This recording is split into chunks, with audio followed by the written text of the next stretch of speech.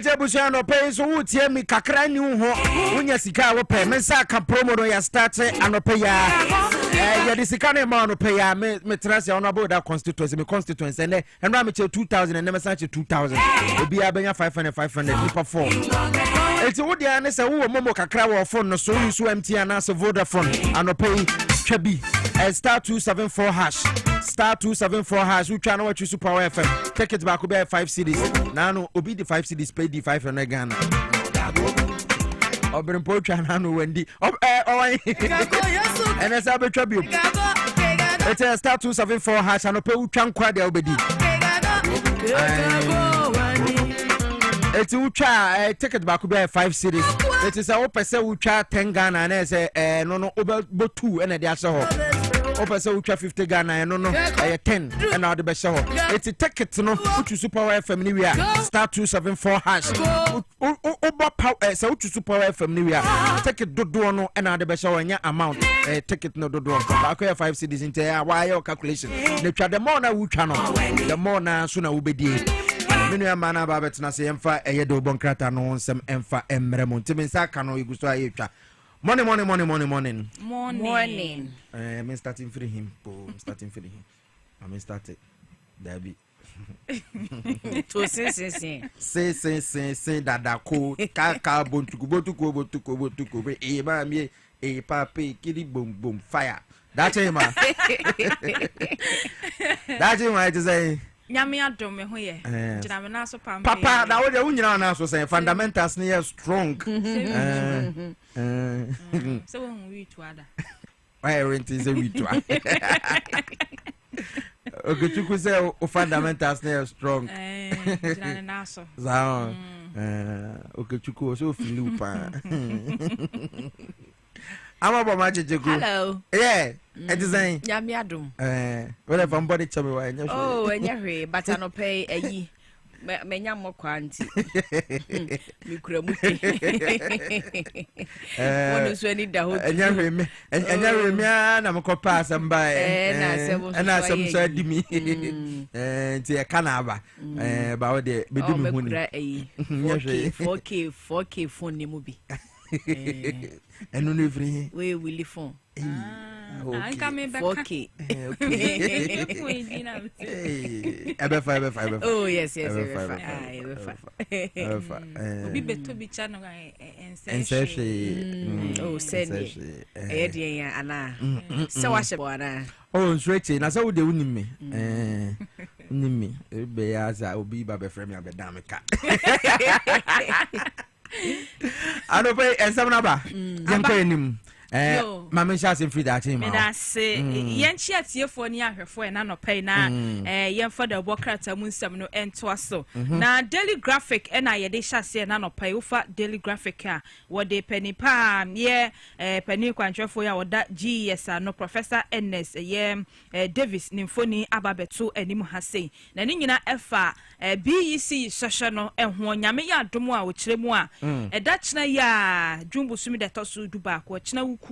And 2025 BEC social no chassis wo mai emuna which them sem mofrado do ya what na se atro social no mpem ha ensia 600,000 and na china ye hwe ni mu say wo mo tena se na watro social na ho aka de ho hyehyɛ ye bibia no omo edi aguna akwam na emomu no watufu say e de efra ne sa apo won sa apo watu bi da na mi ko me na mi ma de o tawa na bene oh me de ma bene obitimi chiro age extra sheet na uguso te ba akọ me me extra sheet ewura nko a dabi me extra sheet ba no na so oh na ma twa kwa wa je extra sheet no a unduru be dia na ko ya chiro ne me that time no me sama nko class na se duro na ade ya che no me ba na usua dem gira nche na me si chire me uche me be ba na me na ma bitiu but apod de nya de papa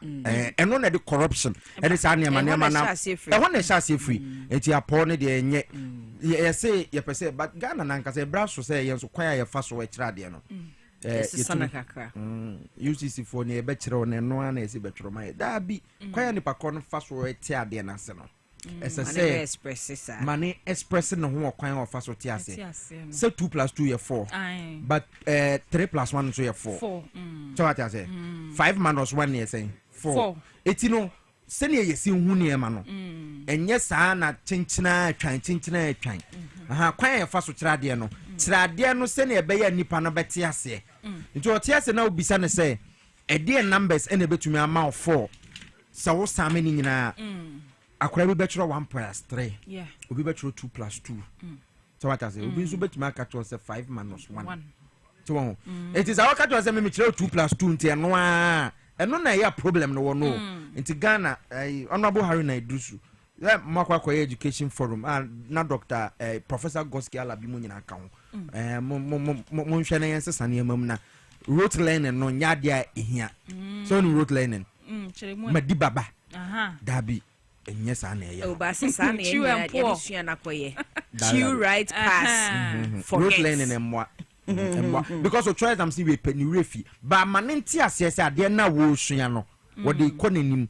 Wo ko wanim no. Say ye ko ya yesua e friend say erosion e wo school mo. And say kwan be so na ye be fa so abo na erosion. Entumi emba ye fie. Say yesua say ye duadua grass a. Soil erosion nsi. And no achi no ye fa anwea de gubotom na ba bia nsuo tren fa no ye de boto no toto ho a enko from enti e ho na anwea no be hye ho ma. Ya nsuo ni nyina wo school. But say ye kire say by force na sua na ko try exam se twa. Wo ba wiase mu na ana say wo wie school no na ba betena ate asefo azase so te say ye nyina ye we ya de hin na ye de bebo ye ho bra. So on am jono. Nti eno so ho. One day we will talk about that. Nti eno no nyame adom e kina e na wo mo hya ase nti ye hye omu nyina nkran se e kina bi nyankopon ka mo ho se de be ya so hye no bibia be de ye e de ama wo mu. Okay. Me we shine well. Okay.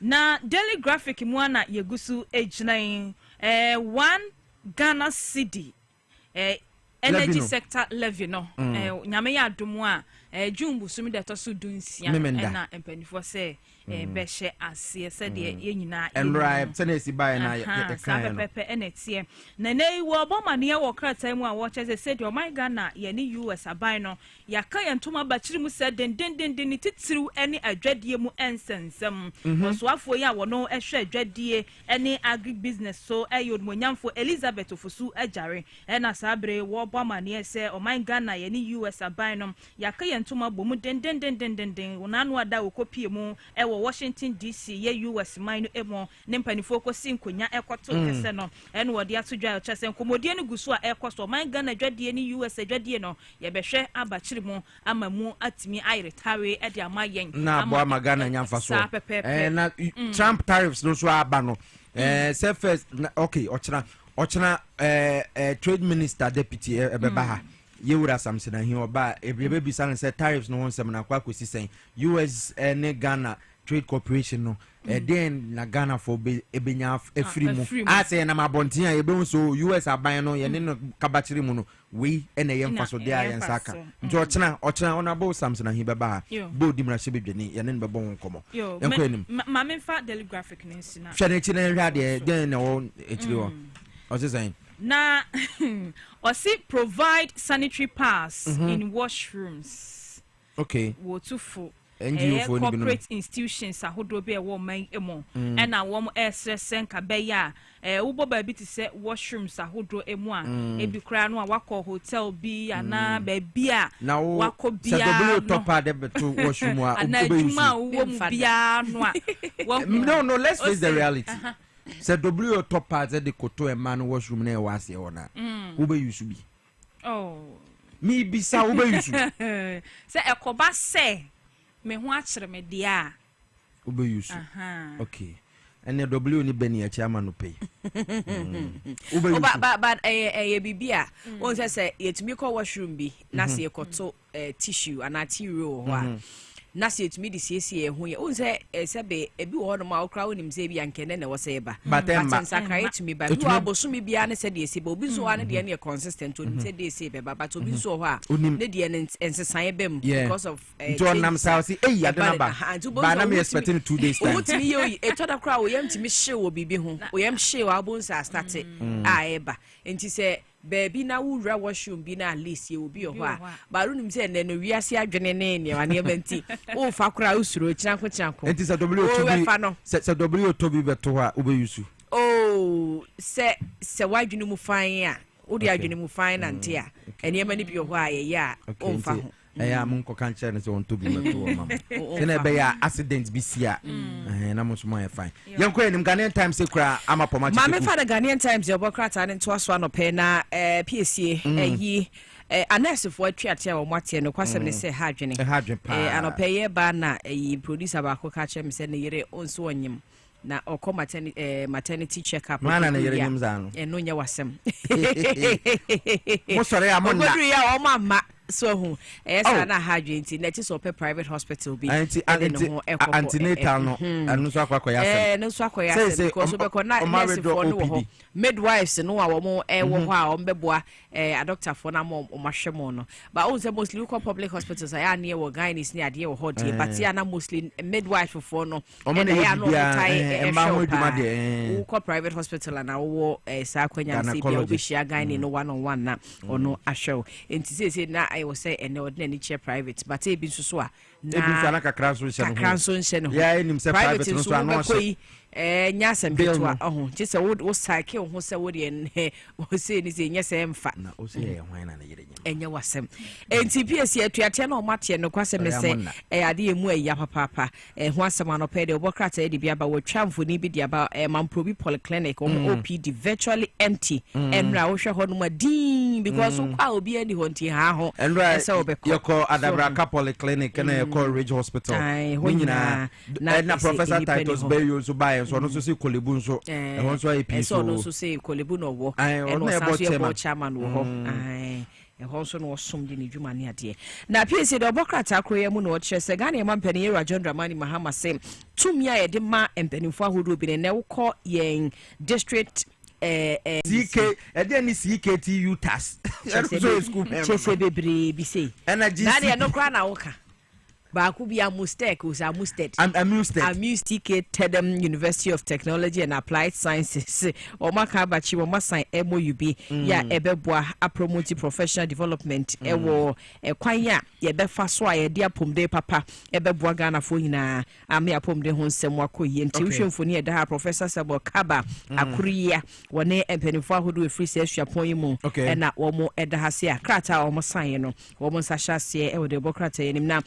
Piesie ba kwa medi bewie no ene Ghana Lebanon Islamic Secondary School wo mo penifo etwa mo tia friend list wo mo penifo kire se bonefo sabo koso around school na wo mani nye honse school na wo between Ghana Digital Center Accra Digital Center and afi VIP transport ne wo ni mfimfini ho sa na wo mo kire se de ene bonefosam ne eniema bi cost around school no ha adwen pa nti o mo twe adwen e de esisu sanse e de security threat ene e bank kola no so PTA ne koye nsentwofo nhyiamu a wo mo de sanse mu etu dwa no Ghanaian Times de a ono so de bae yen hwe akire ho nso hwe oh akire no eyi papa yi yen swafo hwe yadansie ne ho nsem so Yera Kenneth J ena ne foni wo dia to say ayo enti wo mo ne seda farming wo ma sign MOU so oboa safe water delivery e wo my Ghana mo se be ye benya nsu papa na ede adwuma no wo mo ne saa eye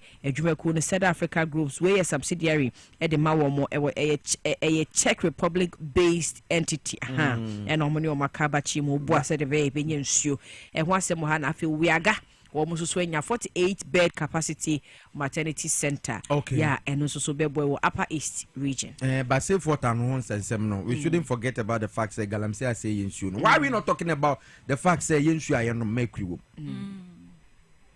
Ghana ha yenim fidie a say ye treat nsu a nsu na anope udi dware ye no se wankasa wonyusu wo bo dia Ghana waterfall show na no pe di dware no odi twitwi wo se no mercury wo why are we not talking about it ebi wo mpa because yensu no densu say no na kobo e friends we jatade enum no nti eno so Ghana Water Company for sa no ma treat the amaye but then sunsuo no ni tiri mu hono ye galam say wom ye de mercury ahohoro ama ebi ma gya omo na nyina gum ade enchen but the truth is the truth. O na ne so omo hyemu a enti dwonso de wa ye omo pie badwo dabi o afro we mu dwonso de wa no asa afiri mu aba badwonso wo dabi nti omo dwonso gum ye bibia gum good ena nso no kosa treat ma na omo so kra kasa efidie no kra omo de ye no won say mercury no ni ade ni nyina no ese ne ma onfa wani hu but wom and ye treat ya de alum eguma na ni ate na fe mo na ewom no te se bacteria ne ade no na ye de chlorine na kuomo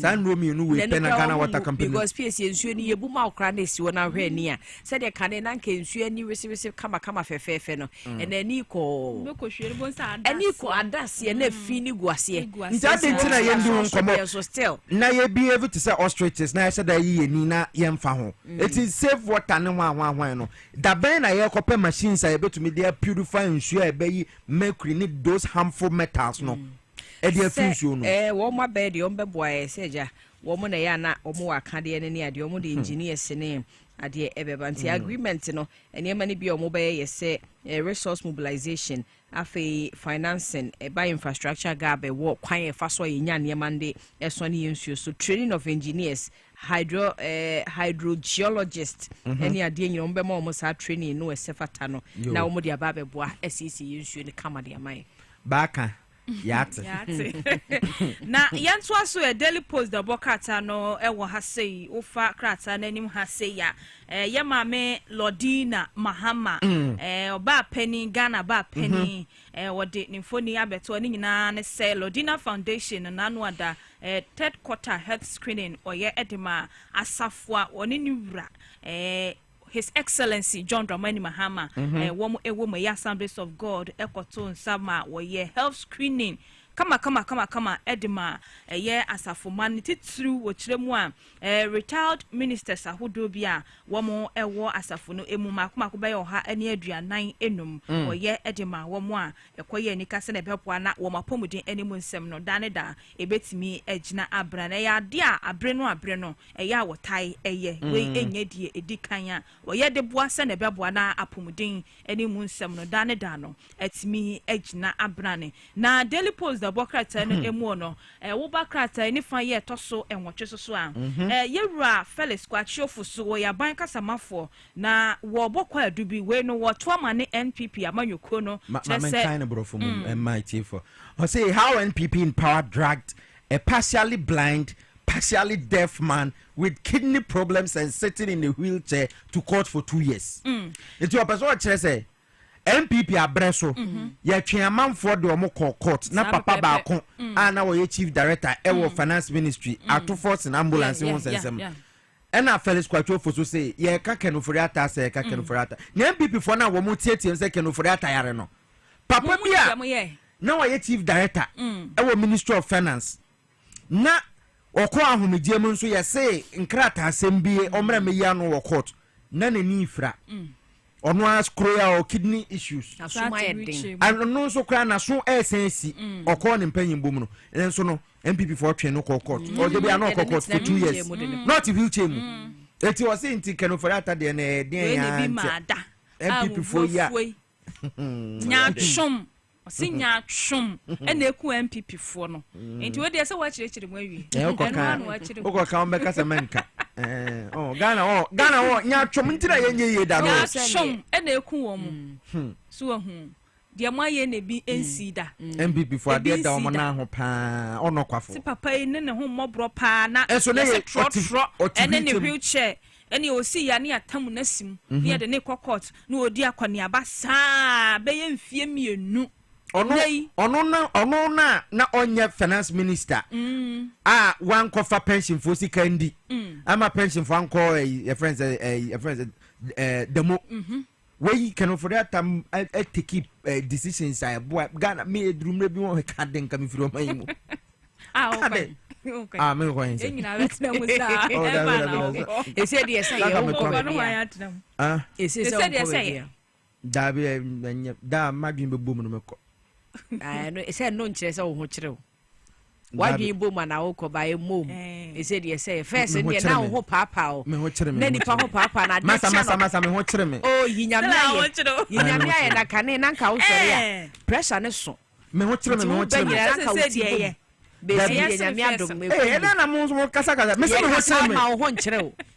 okay, and yes, and enough for no one talk. Okay, Cabahona is a cassia home. Me watching me. I share almost one more. But some one was campus and I'm watching when I'm watching me. Now, you're a kind of rata, Nabushia for no petition, Interpol, penny for say. Omunja must time I'm not pension for time I'm not pension for Eco Finance Ministry on. Who care the beer? Your friends, who care the beer? Who care the beer? No more call. Not can offer a bushra for more. I am no more yellow.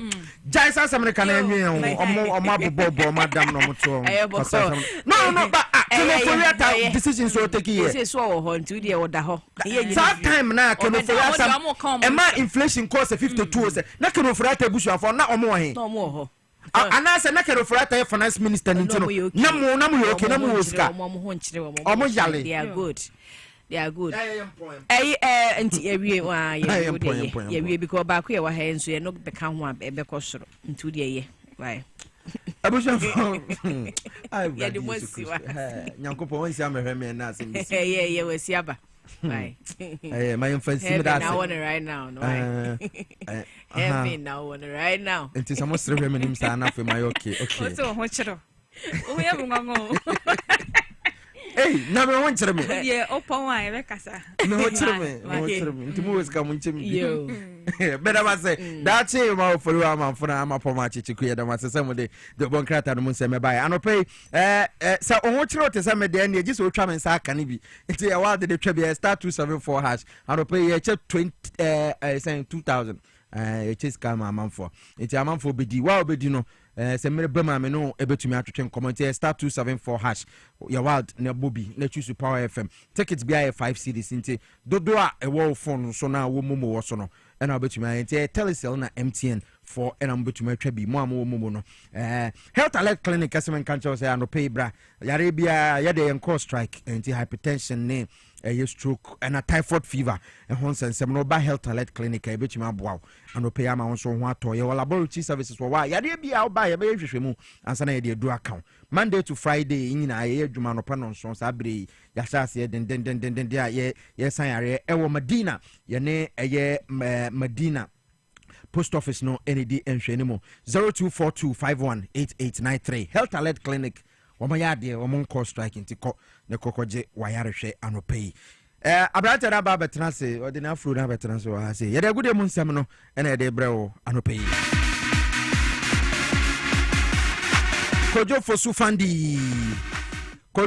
fandi Piesie Okrah etizan na mi adon come ai country we fantastic no tima etizan ne ofiri baba shop ubani abrante say also do huni na we are here come ayo yate agude hu nsem fa yeko.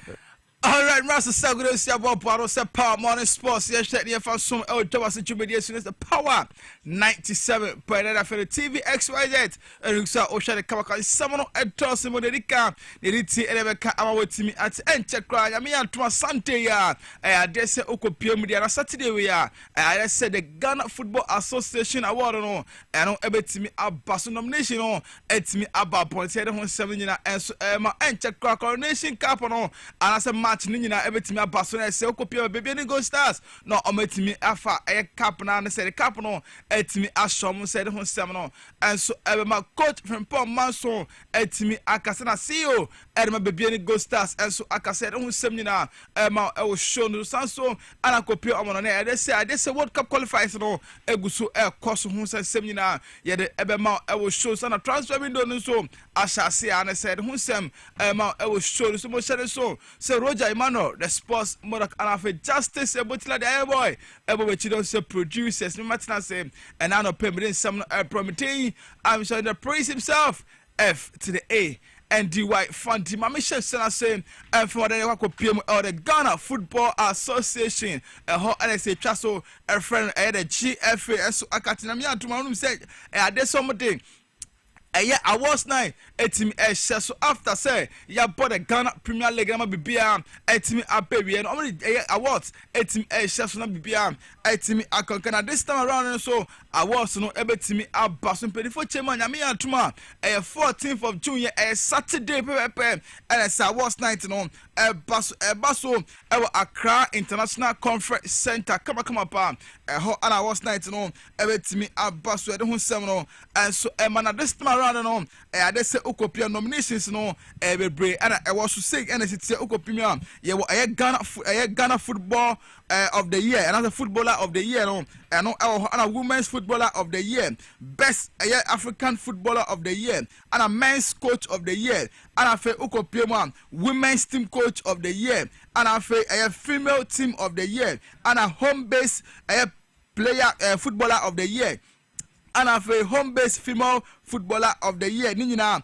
can be and a best Ghanaian club CEO. Omo de account and a most vibrant club of on social media, and also omo de account and a last one on Odate Lamte a future star award no nina area kan ho chema me atuma na Saturday ya 14th na nyina ehiem Accra International Conference Center near the awards night no etimi aihye so na nominations na buy no say any city okopie mu Ghana footballer of the year na say na nomination itie Anton Semenyo ono edin etimi ebepie na fe Iñaki Williams edin ebepie na fe Thomas Tepate esu edin epie we miensa conform miensa we anomdin etimi epie abrate edin Mohammed Kudus so winning last year the last season there no abrate edin entimi MPM ewa hase na okopiem the women's footballer of the year dia Messi Beko anafe Alice Kusi Mary Amponsan anafe Doris Bodua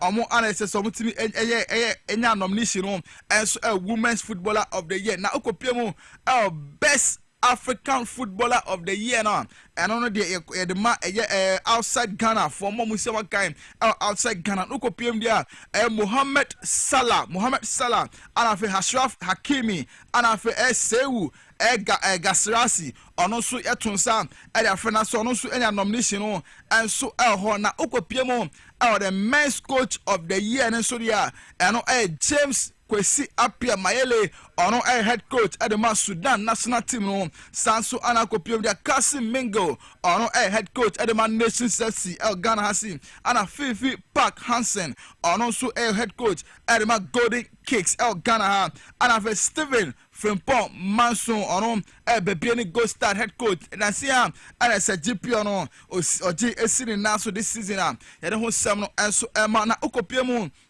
the women's team coach of the year now Abu Kasim ono police ladies for head coach ono so team the women's Premier League no edison now so anafe Joyce J ono black themselves for head coach anafe Mesitego and so Oak FC no has to for no team no come on and so ana okopie female team of the year no and also nomination no police ladies black themselves black ladies anafe Oak FC and so na ukopiem a home-based footballer of the year for men's now and ukopiem Razak Simpson Nations FC Fauza Chawate Samuel Atakumi Steven Amankona Randolph Junior Nana Kwesi omo enya nomination na home-based female footballer of the year home-based footballer of the year female no ukopio Messi Beko ono police lady Stella Nyameche ono so Dreams ladies anafi Mary Amponsan ono Ampimda Kwon ladies anafi Annabel Bansa ono so Faith ladies ya de ho sem no na best Ghanaian club CEO no ukopiem de Kwame T Dankwa ono CEO Edema Nations FC anafi DCOP Lydia Donko ono so CEO Edema Police Ladies and after Randy Abbey and also CEO Edema Hearts of Lions and after Okopia John Peter Amewu and also CEO Edema Hoho United na Okopia mu most vibrant club on social media and say LCTM Nations FC and after Mediama FC and after Hearts of Lions and also LTV nominations no and so Anakopia last one no Odate Lamte Future Star Award Odate Lamte Future Star Award no nomination say and a Jerry Efriye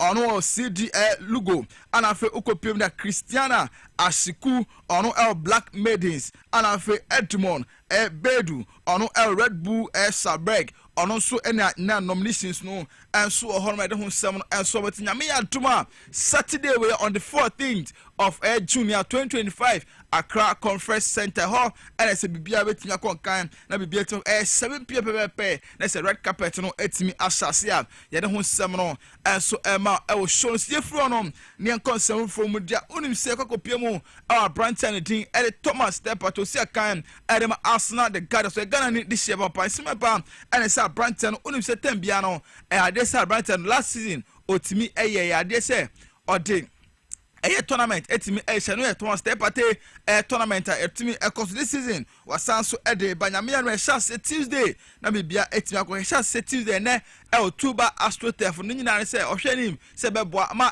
young teams no and young players no enso enya enya akonya no mo so etimi showcase on talent no ensema Thomas step chemu na so chemu che say e call person of faso ede boa o my Ghana enso ehun no.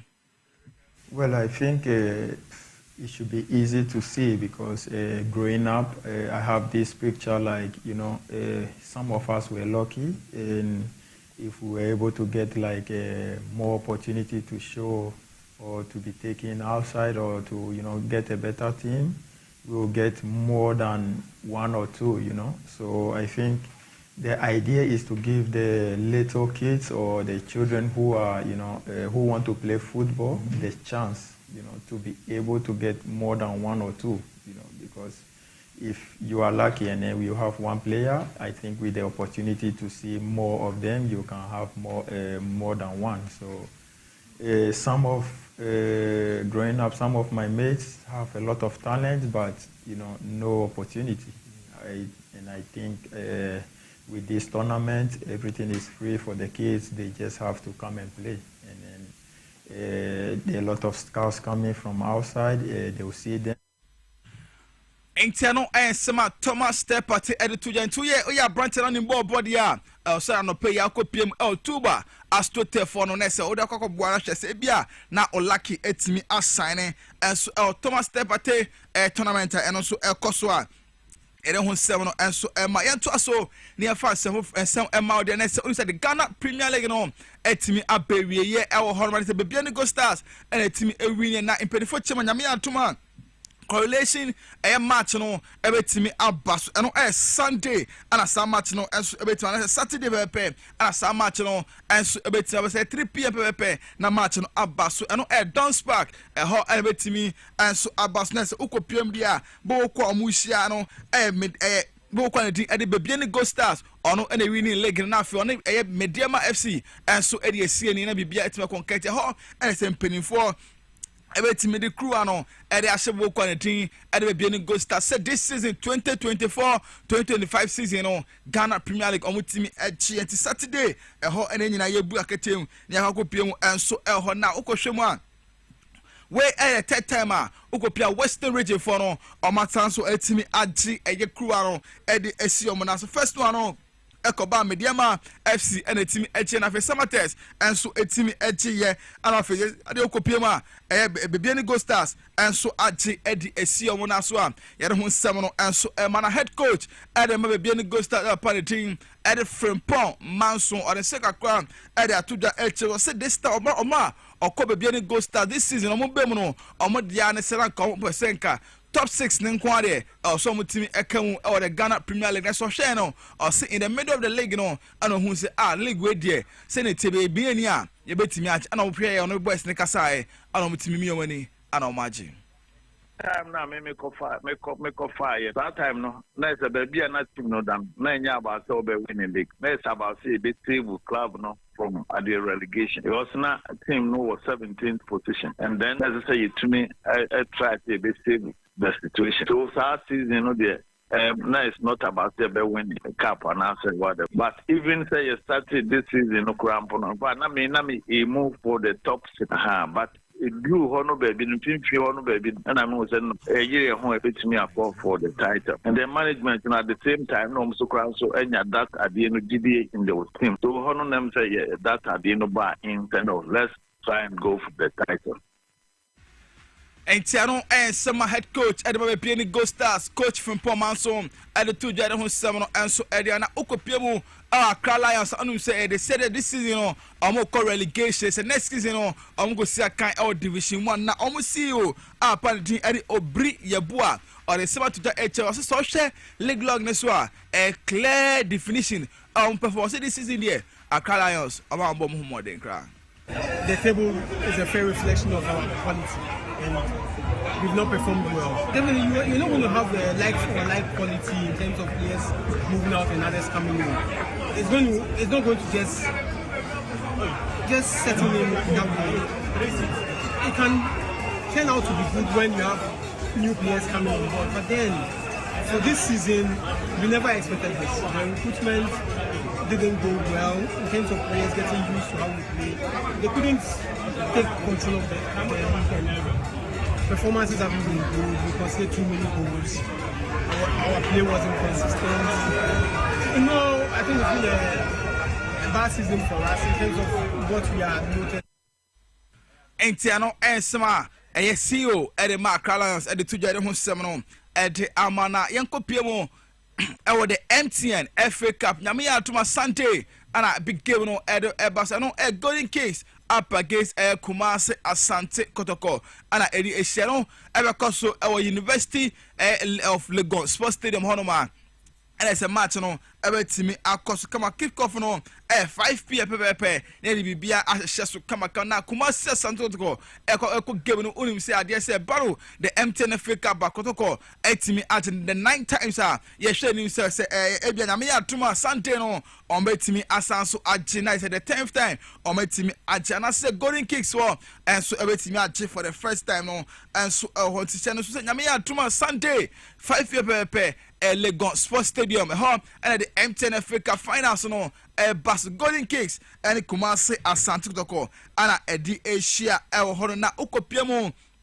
And so our crowd of focus season abawi and transfer windows no etimi corner opportunity and Michael and Peduno Siakai and my heart of focus right back Simon Pan and he said a Branton no etimi a free club anymore and the acquisition simply for the team come on chance next season no and now there's some betimi no aye juan tompe club for na onko sanso and akope brekum Chelsea Branton team and Emmanuel Saron on also in summer party said the house of for and the team come we are necessary Branton no next season Okosia kan e dem abubu kwa the team e di e hat to focus ye don hu sam no enso e masanso ana midfielder Brighton din e set e kwadwo ono so e set kan e dem abeche United sim ba after 3 seasons no Brighton no ebu na ketem enso e di free ball kodu ma ye don hu sam no enso e ma ne nkomo no ne na yan sorry so Jimmy so that say kopie unum say ade say Chelsea the Blues omuchema ade say omuhia goalkeeper and he said AC Milan for goalkeeper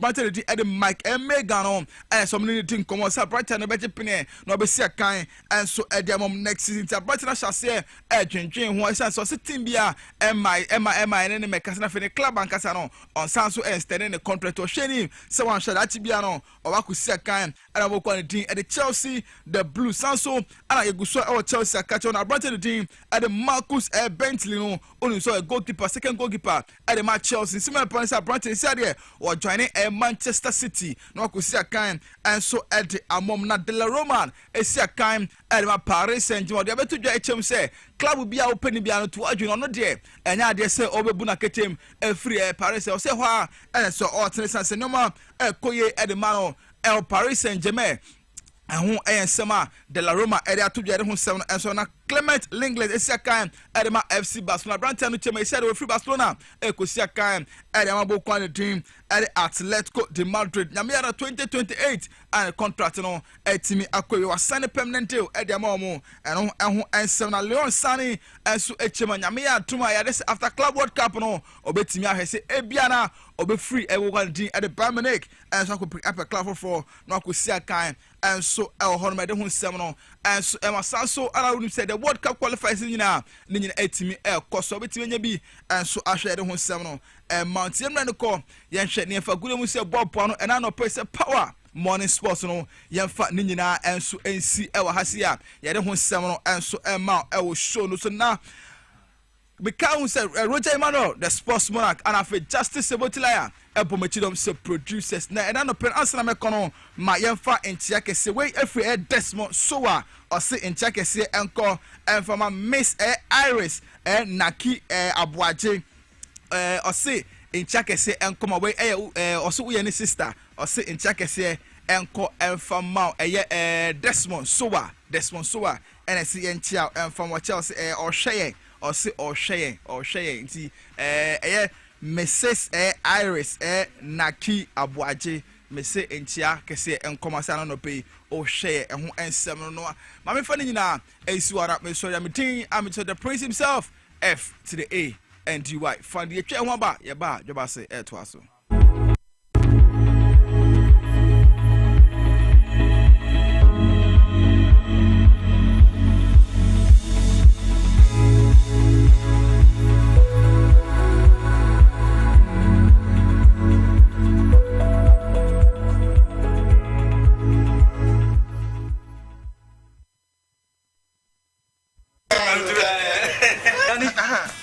Mese menana no aguru basa abi brabro tibedo imle no na ma premaye hojo. As for me, I take very good care of my grandkids. Ye di agro na yes eduru mre bi kra na me ba no timide omo be gumi so weekend no. Hey, memre eno ntina me ka kire o say ya no medi garlic capsules. Poso nyina ebesisi so kama.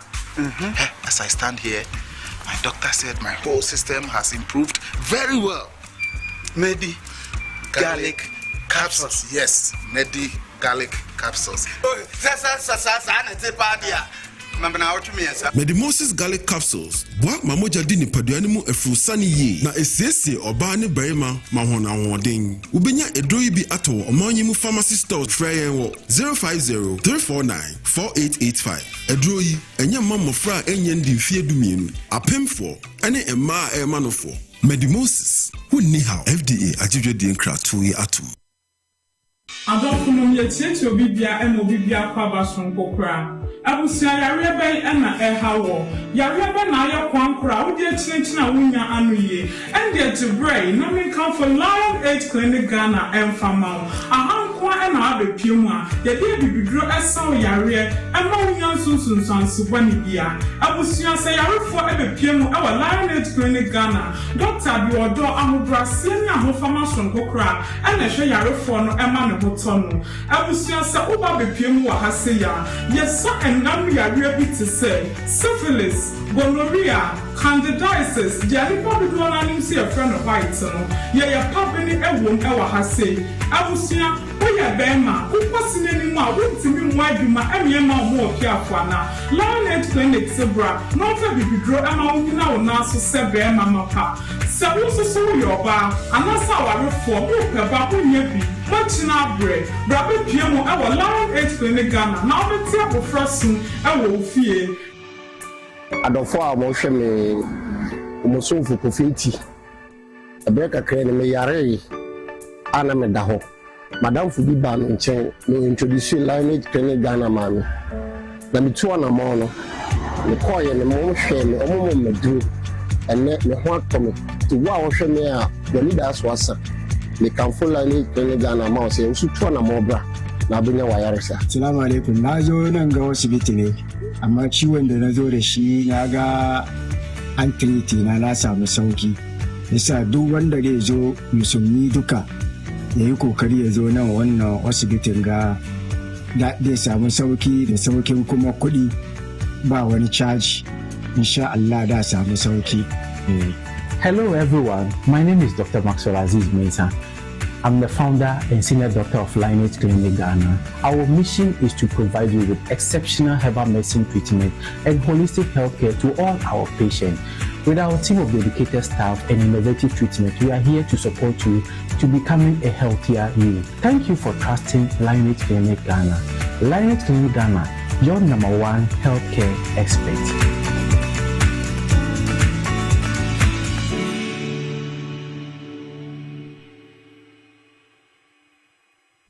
Na ade na ya obayi a oda forma so ne yafunu mu emunumuni. Oh Mr. Entry, also yare ya titi be benfie pi nanso ne yamu nyono da. Se me chew no ahodo amato a me hunu hwe a ebe ya nwanwa. Menyi ni se what ulcer tamfo Hexa capsules any Hexa mixture yanum bom kotia ulcer no bia ma no anom. Anka ne ho ato no dadaada. Ulcer dro de eno ne Hexa capsules any Hexa mixture. Ankom ni nkyeremu. Ulcer ye kura eto yefunu ene ensunu mu. Etuma wo yefunu ekeka wa. Wogire ho a enye. Ulcer etumi ema wo ye cheko ebra wadidi awie. So how eye ulcer de a compare Hexa capsules any Hexa mixture nanum bom na ho ebeto. Pedudu atu a ko Okanshi Drug Lane, Kumasi Dani Herbal, Takradi AA Mensa, Anafre 020-3822-855. Apefo, abatanya wama won mofrɛ fo, ene mofra woni mfie dumienu enka ho. Hexa capsules ene ne mixture.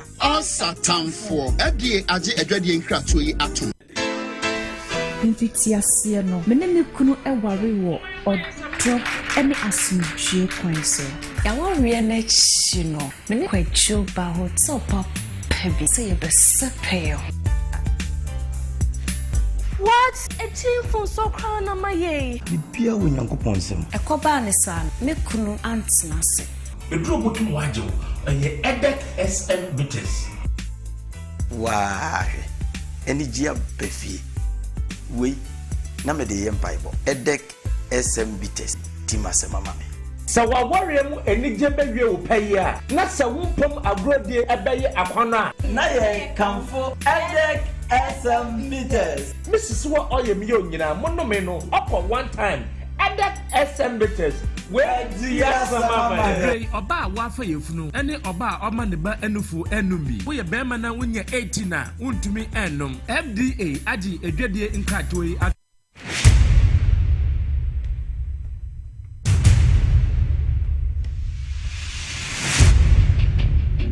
The average human body mass should have at least 60% water for optimal performance in any physical or mental exercise. We can help you maintain it naturally.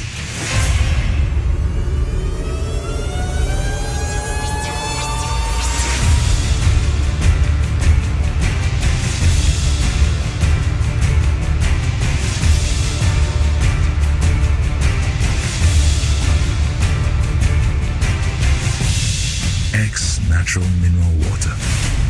Simply natural. For bulk purchase, call 0596 273 546 or 0596 273 547. This advert is FDA approved.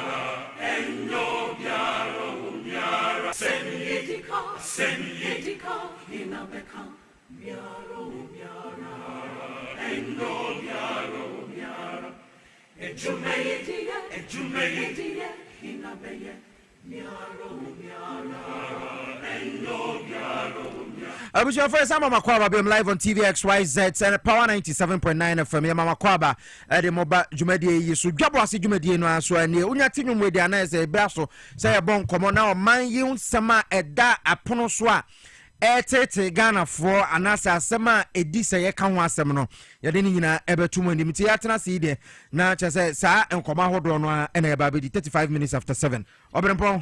Yes, Akwaba. Yeah, yeah. Bibi aboko. Yeah, say atena so. Ehun hia. Yes. And then nurse for no strike no akwakoye bibi ho. But my entie Ghana Health Service empanyimfo esre nurse for no say na no a Professor Dr. Titus Bayu ba ha no nsema na wo ka say o adesre. But me my issue is that adesre no ye pamacho into light bill. No. Okay. Ye pamacho no nurse ni a no hwa amanfo ewo eye asopiti ahodo mu na Ghana ban entumi emma sa nurse ni no se na dwuma yemu yade bi kura abɔ na aban hwɛ no nurse for dodo na obetumi akɔ some hospitals they say na eno na Dr. Titus Bayo kano Kolebu se say a oye adwuma ho say health worker and no so yare 100% aban na fa ni nyina na se Kolebu teaching hospital na afa but se wokɔ Sunyane teaching hospital as aneti ana Tepa government hospitals aneti ana wokɔ wase Kropon government hospital as aneti ana so na me all the government hospitals no the same thing they see or sana apache okay oko interbetin as aneti yes me asema me pesa me kan o isase me ho ne say nurses no omo every right some be strike some be demonstration but ye ba be hwa ade bi with respect to this very government and His Excellency John Dramani Mahama any NDC abayi just 6 months into a year government no it was a action way and a nurses for take here baby I may share no because under the previous administration another dan Akufo-Addo any allergy ba omia one more answer me on condition of service no omo so up to the month of May last year May ana woman aban CI condition of service no salary allowances bi any niema bi na omo pese aban ne den enhyem kena ma if you May kura bepim December no how many months if you May bepim December how many months na wom omo strike woman nye bibia 7 months me ba them can what say now there is a new government waba mo say hyehyɛ na mo ne aban de da ne twam ko na aye ni nkomo na mo di nie nti aban ne nyema mo at least me kada bia say institution bi e be sorry say sabre or yes strike and or demonstration under this government just 6 months no you are not being fair to the government you are not being fair entinka moma break akra mo de nka mo hwa asenka few we be ko na wie ye hwe woni obi yade a na waseti ne ma bi egu we be ma waseba yede na enye ne sai bia waseda na opese wonye saade no but in governance ade na esi no so uyo aban na Ghana for to abama was a political party na so take over government yes you inherit everything of course liabilities debts eti aban na esan ye yes say ye beji atum eti aban we na say otumi si gina ye say yes bia open mobile phone and A4 sheet yes and bia pen but sabre ye ho akere yen eti bia ye betuma anya pen no e di amawo eti ye ntwen bia next year na say eno ne nkomo am pese aban ne beka na eno ana ye frɛ ye friends Tony Goodman na won fa no minim say o san frɛ bako I don't know but nay say yampanyfo na ye no beka sa what is parliament doing about it people's lives are at stake yes this easy sabre aye kase ko accident base wo baby ebia ye kan engineer bia ebia na dwen ne okosua wo suku mu no ebia eno no wo mo nurse wo kroma wanya accident ya nso ni mu wo yes so what is the government doing?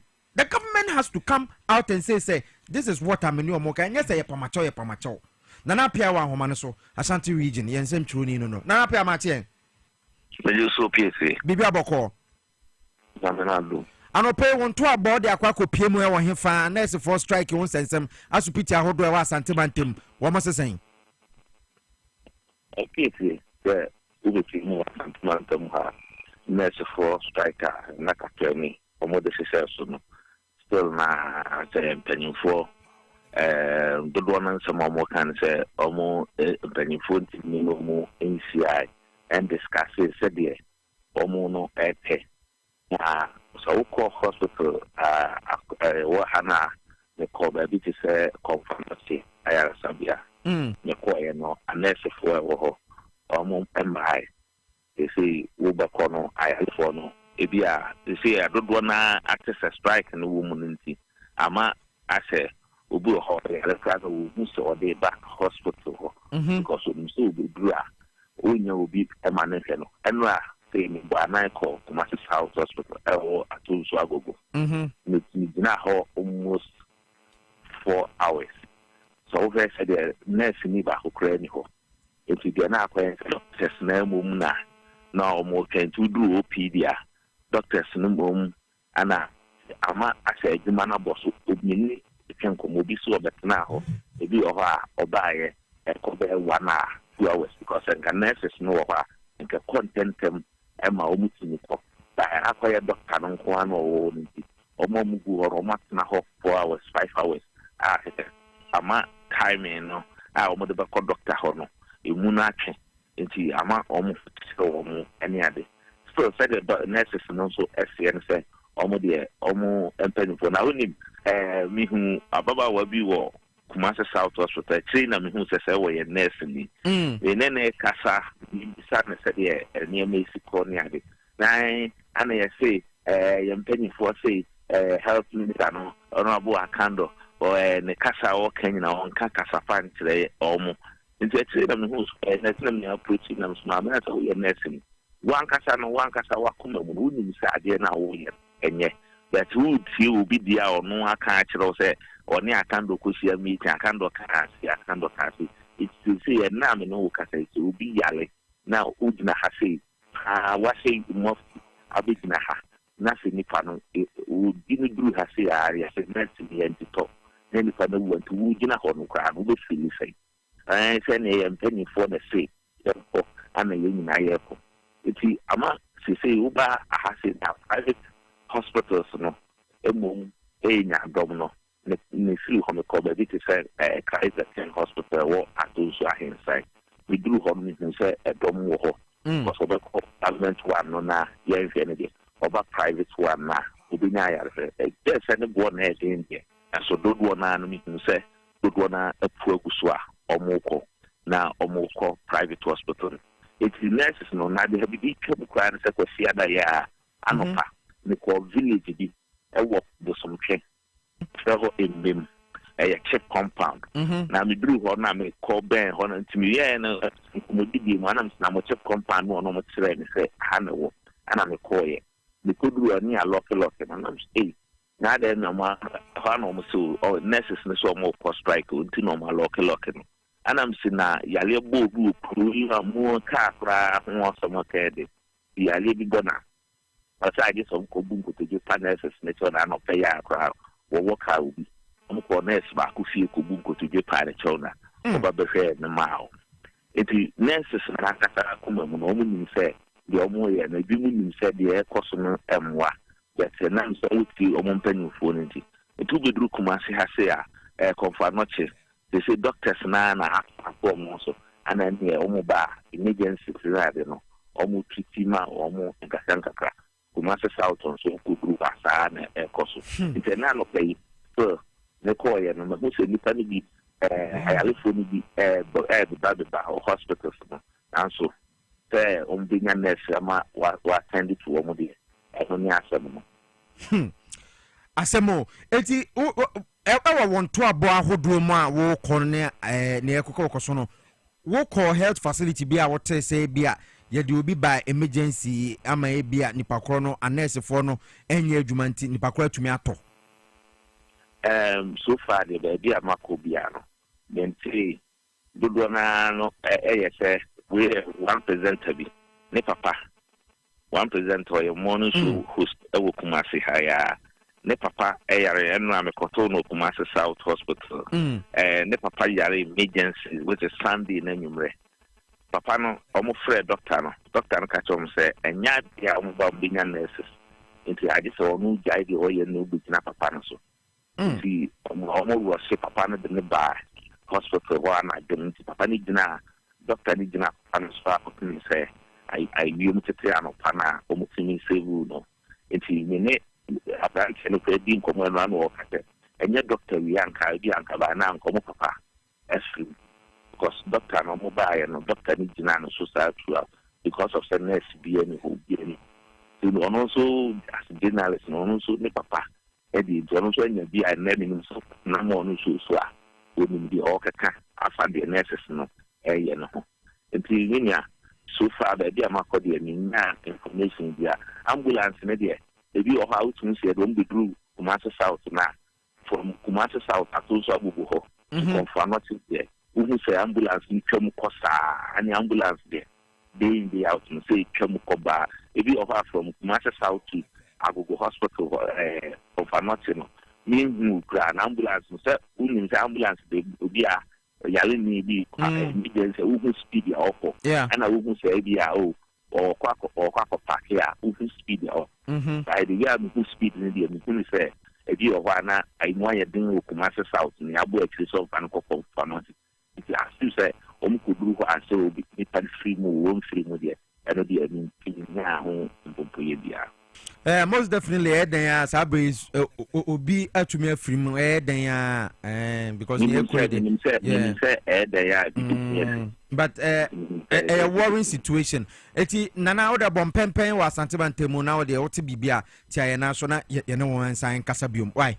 I pay yada say, Sir Ude Asantimantem Amanabo, Edebre, Nana Piano, or no, and some true was Santimantemo. And Piesie, wouldn't say strike ya, necessary for Nakono, illegal. And even High Court needing injunction to Smiba. And I said, the Labor Service Act 2003, Act 651, then the cow, for essential services, we are health, and we are essential worker. Mamma, yes, Mamma say, I put farmer boy home by a soldier for Navy. Thank you.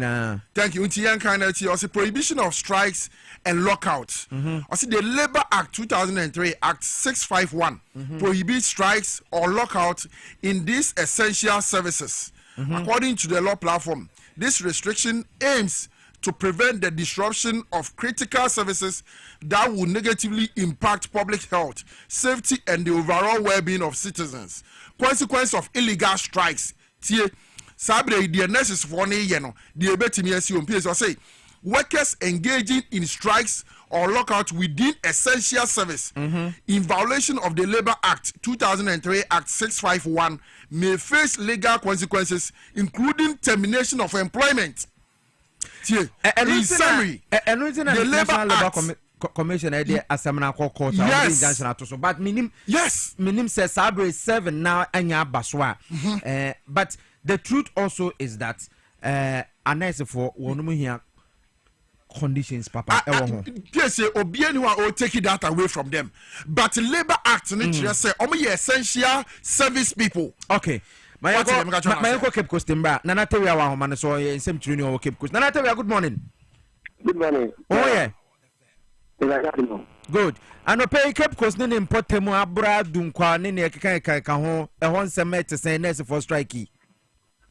Yo, no me da so be and pay me say e wo Piesie hospital. I want to make am kupin e na me me ba for no shede nurses no and what be juma is my expert na say na amakudu no ni kwa ne be ndem say come reason come action there the person dey one and say now there no be juma nti ayaza ni de bi ni me na so what your kind dey do about juma na say but this na me say the more Cape Coast University Hospital.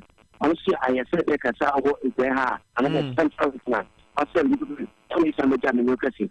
Maybe on the day when they are seeing a ban of bananas in tea. I can't be limited to more FM chatted. I had a waka on one page, my energy. Now, in this one, you know, almost a car. The age of and the best for a book strike and one year, I don't want what you want. It's the strike no. A woman the Ghana Health Service, which my dad is Faraday, in association with I'm a Nadi. I see it in this team as a nurse. Let's say it's a union back. Let's say a decision in a contractor. It goes to the appointment to what can make them appointments. If I had the systems, what contracting are doing the nurses in Ayaza, will be given an Azua. But few of them are. We will see the way into that, and we don't know what's one big one at it. It's a little anything. Of NH Ayaza, necessary Ayadma, the given at this house makers, and the bar and good Wabanadi. None of them want to share it and secretary, I show yourself. Maybe say because Robin Jar, what else to PR channel, one I work as my investment Gara, and I think to pay them coming in, if they say they don't compact with him again, you need a meeting a day. When you could judge and come apart from a section, one with the Incomodia from this, you can send the Ganazi. It's the same on the Piesie. Cape Coast University Hospital, necessary advise what of Papa. Okay, now I say one more Ediane and yet to say I buy a hodo asupiti wɔn mo echo strike no nti apart from that no odi wani bomb pempen wo Cape Coast Importem no what else and I will gather so far she said and I demonstrate the energy the question many what that the work the one I saw a Cape Coast Hospital keep a Cape Coast chemist and I at the Southern Health Center and I Bacano Cape Coast Metro Hospital one and I want to be an pressure no after because yes it's about blood doctors mobile demand no one is our quick man at it yeah the merchant Bacano I said my Cape Coast Metro Hospital one I want to get attention of Papa and do not work with demand or tonight one start another one start here now I mean I am to okay mate nana anti wo de koswa ne monitor situation no bibia ni a ye besa ba won chen no wa twetwe nkomo nana tewia ye ensem troni e wo aye emfimfiri mantem nti Cape Coast ene ne potemena wo fria wo de eba na sesia no ni obi e kan ye hwe aban but obrepo ma ye hwe se ne adokafo no esi react to nurse for striker ekoso enti a doctor for no essay one my disappointed say eniema akwakodu ti se ne edru no eno ana me professor doctor titles be you twetwe nkomo no me bizane say e bia na mo de ye mo a doctor for no mo de ye enti na mo ba be patch o say a nurse for ne mbra yenim say nurse for no ye adwuma okay they have to ena kwan a wono mo fa so call strike no yes yene nje ho Ghana ni bia wo tie mi ene sa bre hu titrotro mu nyame mfa samba bibi tu sesi ya a hospital na se wutumi kako yes it is our cousin family within the next minute na bia wo na wu twa hwe ana se wo na bibia ye wi Piesie adwuma bia wo beye wo Ghana ha emra bata ho yeah of course me pese me mfa ehon mu no na nurses for ni hunu se efie no makotena na illegal na ban betimi de o makokot wagye obi adwuma ni so de free ni nsem under the Labor Act no amakan de a chew no illegal say we essential service provider obeko strike illegal they have been going all the time no so this time around no yemfa bibi serious kakra na yehwe the Rollins time Jericho for time sometimes time some of these essential services no too much especially the nurses any ade omo ye Piesie emretia they should take their phones and read omajuma omo ye no they are not supposed to go on strike. But today the strike is ongoing. So strike for how many days in here? And I'm sure strike number. Yes. All right. Yes. It is a CRNO. It is somebody's responsibility to ensure that they are back to work. Independent they are rejecting the engagement. Penia or Dano Edumini phone to find a few of how do they meet and solve this problem? And as I say, 1% for your day. So they are calling them. There has been news around. Some are rejecting the engagement of the health ministry. So how do they plan to resolve this issue? And then I'm so passionate about this and the nurses for the it's about time. It's a very serious issue. Say, Ejuma no mo ye na emra wo ho. Emra wo ejuma no mo ye no ho. And say tokoswa ye mu bi betimi court kra de ombegina wo. Ye begina Labor Act no so. Ni yesu ani o ma twema so de because ni pa hwe ne nkwa. Ani pa hu ya krokro wo msa de ne ye ombio ye fo mo nse kire nkwa djuma mu o. Dabi wo working conditions aye wo sika ye de be ma wo salary ani wo allowances bi yate. Money aban ni tena se yes se ye efi se wadwuma wo ye na mra ma ho kwan se wo beti atua wo mani aban ni tena se o and almost aban ni se de also ontua enora Professor Dr. Titus Bay you are no World Health Committee in so parliament they say there is a gap in a certain communication and amana banisa it is a gap no a ewo ho no somebody should link it say a link bibi na fenti ase ye adwuma they will do it they should go back to work omunkohwe ni pegu enipa ahwere omunko apemfo ewu necessary bi wa me person me go deep into it personally I've had my own personal experience me person me go hospital in the ho na twam ye krokro ma abro so but omo de mra na ye adwuma nipa nipa ono se nipa yare a ono ene beba behwe o de krokro na se nye bone no Piesie na dan you krokro you scan your dicha you are working and yesu se nko be krokro yan wa ha bi ye sorry ahomate 330 there be abetna no say we se nko yesu om krokro yan bi but you are working and you get paid it is a condition of service anenko yie ma wo eye kasa kwaso na kasa ho ebeye yie na won kase enu ti no nsa ya because enu ankoma na ye di no etre hospitals ni bebre wo hwa nurse ni yare onu ko hospital eduro ye giniska se national health insurance and cover those are the conditions one some na ye kanu kolebu for see on the 100% we are health worker 100% but other hospitals other district hospitals other polyclinics other chip compound enya sa na tie etime ka se eno ema ho kwan so mo ntena fie na nipa nhwere o mo nkwa there be but se enya ba eno nti na make just say strike near illegal and me bo hwatue ho eti illegal say one ma cost strike etuate no ye bufo na ba court o mai mu court class and injunction ba beto still mo da so tifie eti somebody should be working such that emra no ebeye adwuma na sa nurse for no say ye ni obi mo kasa na se mpanyifo no kasa hwan na ni o mo kasa ye ne ma ye pene ye pe A4 sheet ye pe we ye pe pen eti emu ne he na aban na dey basisi that is me question is simple even though you say the timing of the strike no enye wrong very wrong we know but say anyaba someone anyaba the harm has already been done how do we avert say ochina bi kono amanfo bi so nyare hospital emra say eba ni say ya yetimojima adwuma from say unemployed na system go fie no Piesie e was abiribia yentu anamo bi na enya asem da ho bi mfema wo man no okay because it is a certain agenda no yenya bibia ebisi sa be me de wo mo ma tena fie ye ka so mo nyina ntena ho na ke fa nurse fufuru mu nka be me de because I'm not nurse here enya me obre bona ma say that is not the right thing when they say Andra said Dr. Titus Bayu me can labor service act o say no nya the right thing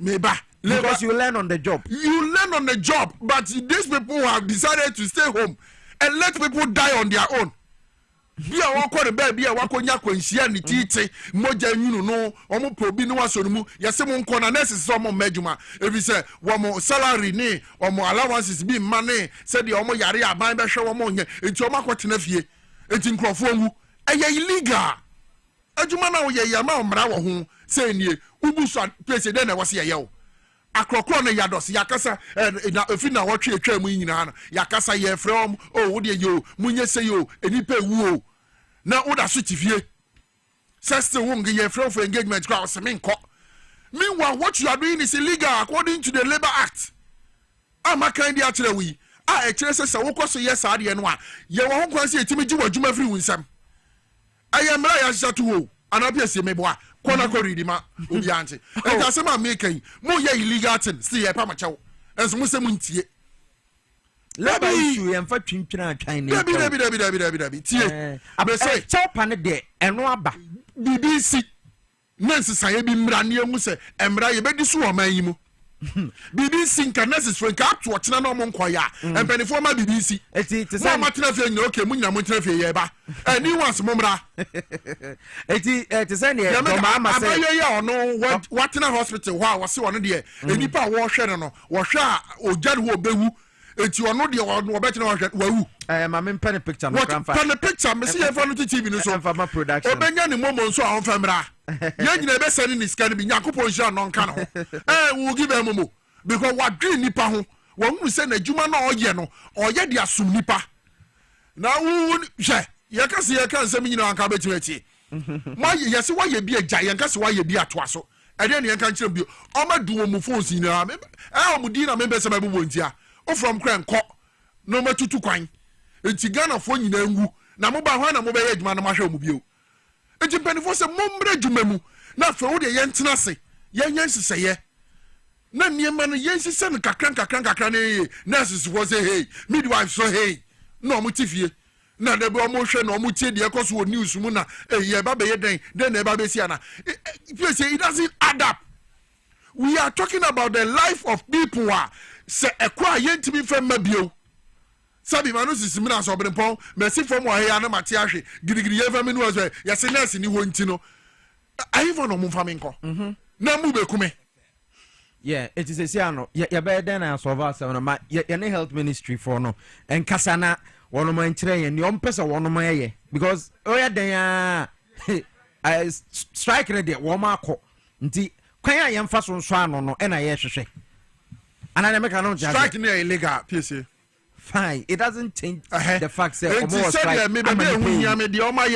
so the can say betimi amount to see a jom adwuma no emra so bi na me hwade. All right. My a doctor for no be any central for no be kasa.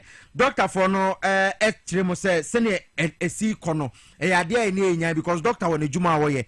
Lab technician won adwuma wo ye. Anesthetics enso e wo won so adwuma wo no mo e ye. E na nurse for so wo no mo de. But doctor for the chemo say without nurse for wo no mo ye adwuma de. Doctor for adwuma no akwa hedende. A doctor for no be in central for no be kasa. My enti omo briefly na into a conversation so. We've just gone around the whole hospital. There are no nurses at post. The wards are empty. They have withdrawn all services. No inpatient services. The few patients that are left in critical have all been transferred to the emergency ward, where some few doctors are trying to manage them. But most of the nurses, in fact, there is virtually no nurse at the ward at the moment, and no patients in the wards. All surgical procedures have been cancelled, and electives have been cancelled as well. The work the doctors are doing is not sustainable. They can't be combining all these things. Very soon they will get tired. No work can go on. And so, but in the next 48 hours, the hospital may not be able to function.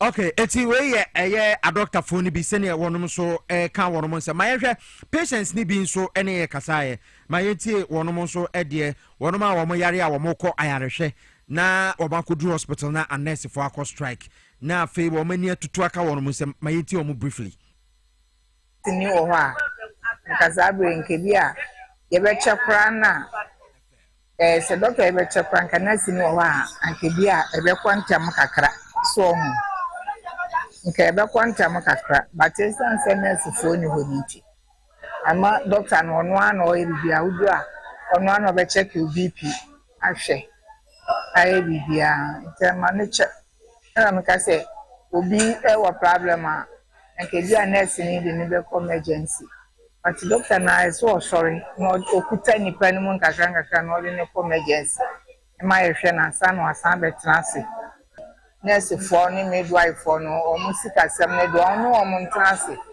no mun kan ye se so tuama o mun so tuama o mun tem sika wa ye adwuma sika sem de no kwasem ni se do o ma ni si ayem usika koka ba bi a ni emfa ma wa eya tama ye che ba ya che so nurse for no wa e bi mbo patients ama yetu doctor na hwe ntama ma yetu ni afọ ya na mbasha for sure me bank it on nam se nurse for no muni ntama ya che yesra ba yete on show mo na muntumi mbe ejuma na mbabo anye nsa ya refa na ya ho fe yesra ba ya pa so me ano like amala no ache o se ka nurse ni wa ha right now na ko nurse no dia o se ka nurse ni ya no on wo be ya ansa na makomo doctor ba woni woni ntino the doctor ne sai ni na jameni pana wa de adults wa so when nurse for ni ana ha adwen pa having seen Yanes for most of my own Bibia was a person of Bibia and Kama time was where your mom, and that's for me to get me. And may almost do my 9 pounds and toying. We a sentiment table Kumase send a situation is it here no a man for our no choir share or asupitia hudumo no more cocoa drew and near my air cost one no etino as I buy a baby. And Jesus, I was a nurse for the year baby. I'm come back. I buy you on Betnas Yakasa. And yes, I did a few chinako, a job may be born more fidation. Make a trap, my say illegal, and says, I'm on your Jumano. Now, buy me the anti I buy na Cassandra say, see a doctor ni one wire nurse, watching moja, no checking BP, no checking sugar level. And the patient back who 2 to 3 hours. Our doctor back in a day, doctor ni person wait market. omo defie ye tu momoni fo no na ye tu okra nso fo send e ka no minim ba me see so far as say eye illegal wonim say me ye nessa me nko strike na wakọ no emre du adwuma du man ye it is emre na adwuma ya ma mra na nya adwuma tiatia omo ma mra ni omo ya ma mra na nya adwuma omo ma mra ni omo kran kan because they are not supposed to go on strike omo ye essential service providers but because nipa ho ade na omo ye okay eti edi na Ghana Police Service military for omo nko strike because omo conditions of service no yes you first work can okay it didn't tell you to be adopted that same position and from now to be how say every time be na government meet omo conditions of service na wo soja ni bia friend na bisa no enye da bia na momo nim say omo ntimi nko strike soldiers work strike and no mind ye fa ayo omo emre da omo adwuma no ho nurses for omo gini pa nkwa omo hwe nipa enti omo ko strike enye yiye eno na pese mpesa wonti ase no enti di omo ye na illegal in the first place they make an assault ase nurses for ntimi nka se ye nkwa adwuma ni ye betena fie eye illegal na say illegal implications ni business say wadwuma betimi afiri wunsa you are nurses for thousands of nurses are omo tifie omo nya adwuma nye enti wenu ebia no ma brekrom beso omo ntenansi kakra abani mo omo ntena fie ho nothing come from for they will learn. They will also come and learn on the job. Rather than say you better now on a nurse be any hospitals na ye kwa na ye ma minum ye papa no ye nua no ko wo because the condition of service no abiding to me meet here. Piesie it's not fair today and it will not be fair tomorrow. There be person nurses for no month asia na no. Ti abiding to nurse form. All right, it's Ghana for bebre na so the one ma dwen kira ba. Wo situation it say let's know Okrah also na ye hu se na city. I'll explain to let's say everybody has health insurance to pay for their medical bills. And I say health insurance no nyina to me cover. I see PSA this very strike is politically motivated. We are bright affairs UK and other by. I'll explain so see we don't depend on the government to pay for our bills. Opposite what you're saying. Kofi Simon says just 6 months and the MPP are instigating nurses, drivers, youth, etc. to rise against the NDC government. JDM, please wake up from your slumber and put off your cassock. The MPP. I tell people for now is serious. 1% abino. Piesie Okrah, please stop the defense. I'm not defending anybody. The government has to stand up to its responsibility. I'm not defending the nurses. All the state institutions, state-owned institutions, you know. So obia condition of service here meet here. Essential service providers. Kofi Simon say the law is the law. The nurses must be sued. That's all. Anyway. That's all. Piesie, the law is the law. Piesie, I'm a boy. Russia, you're from random thing, you know, they should go to court and defend their strike action. The nurses and the midwives should go to court and defend their strike action.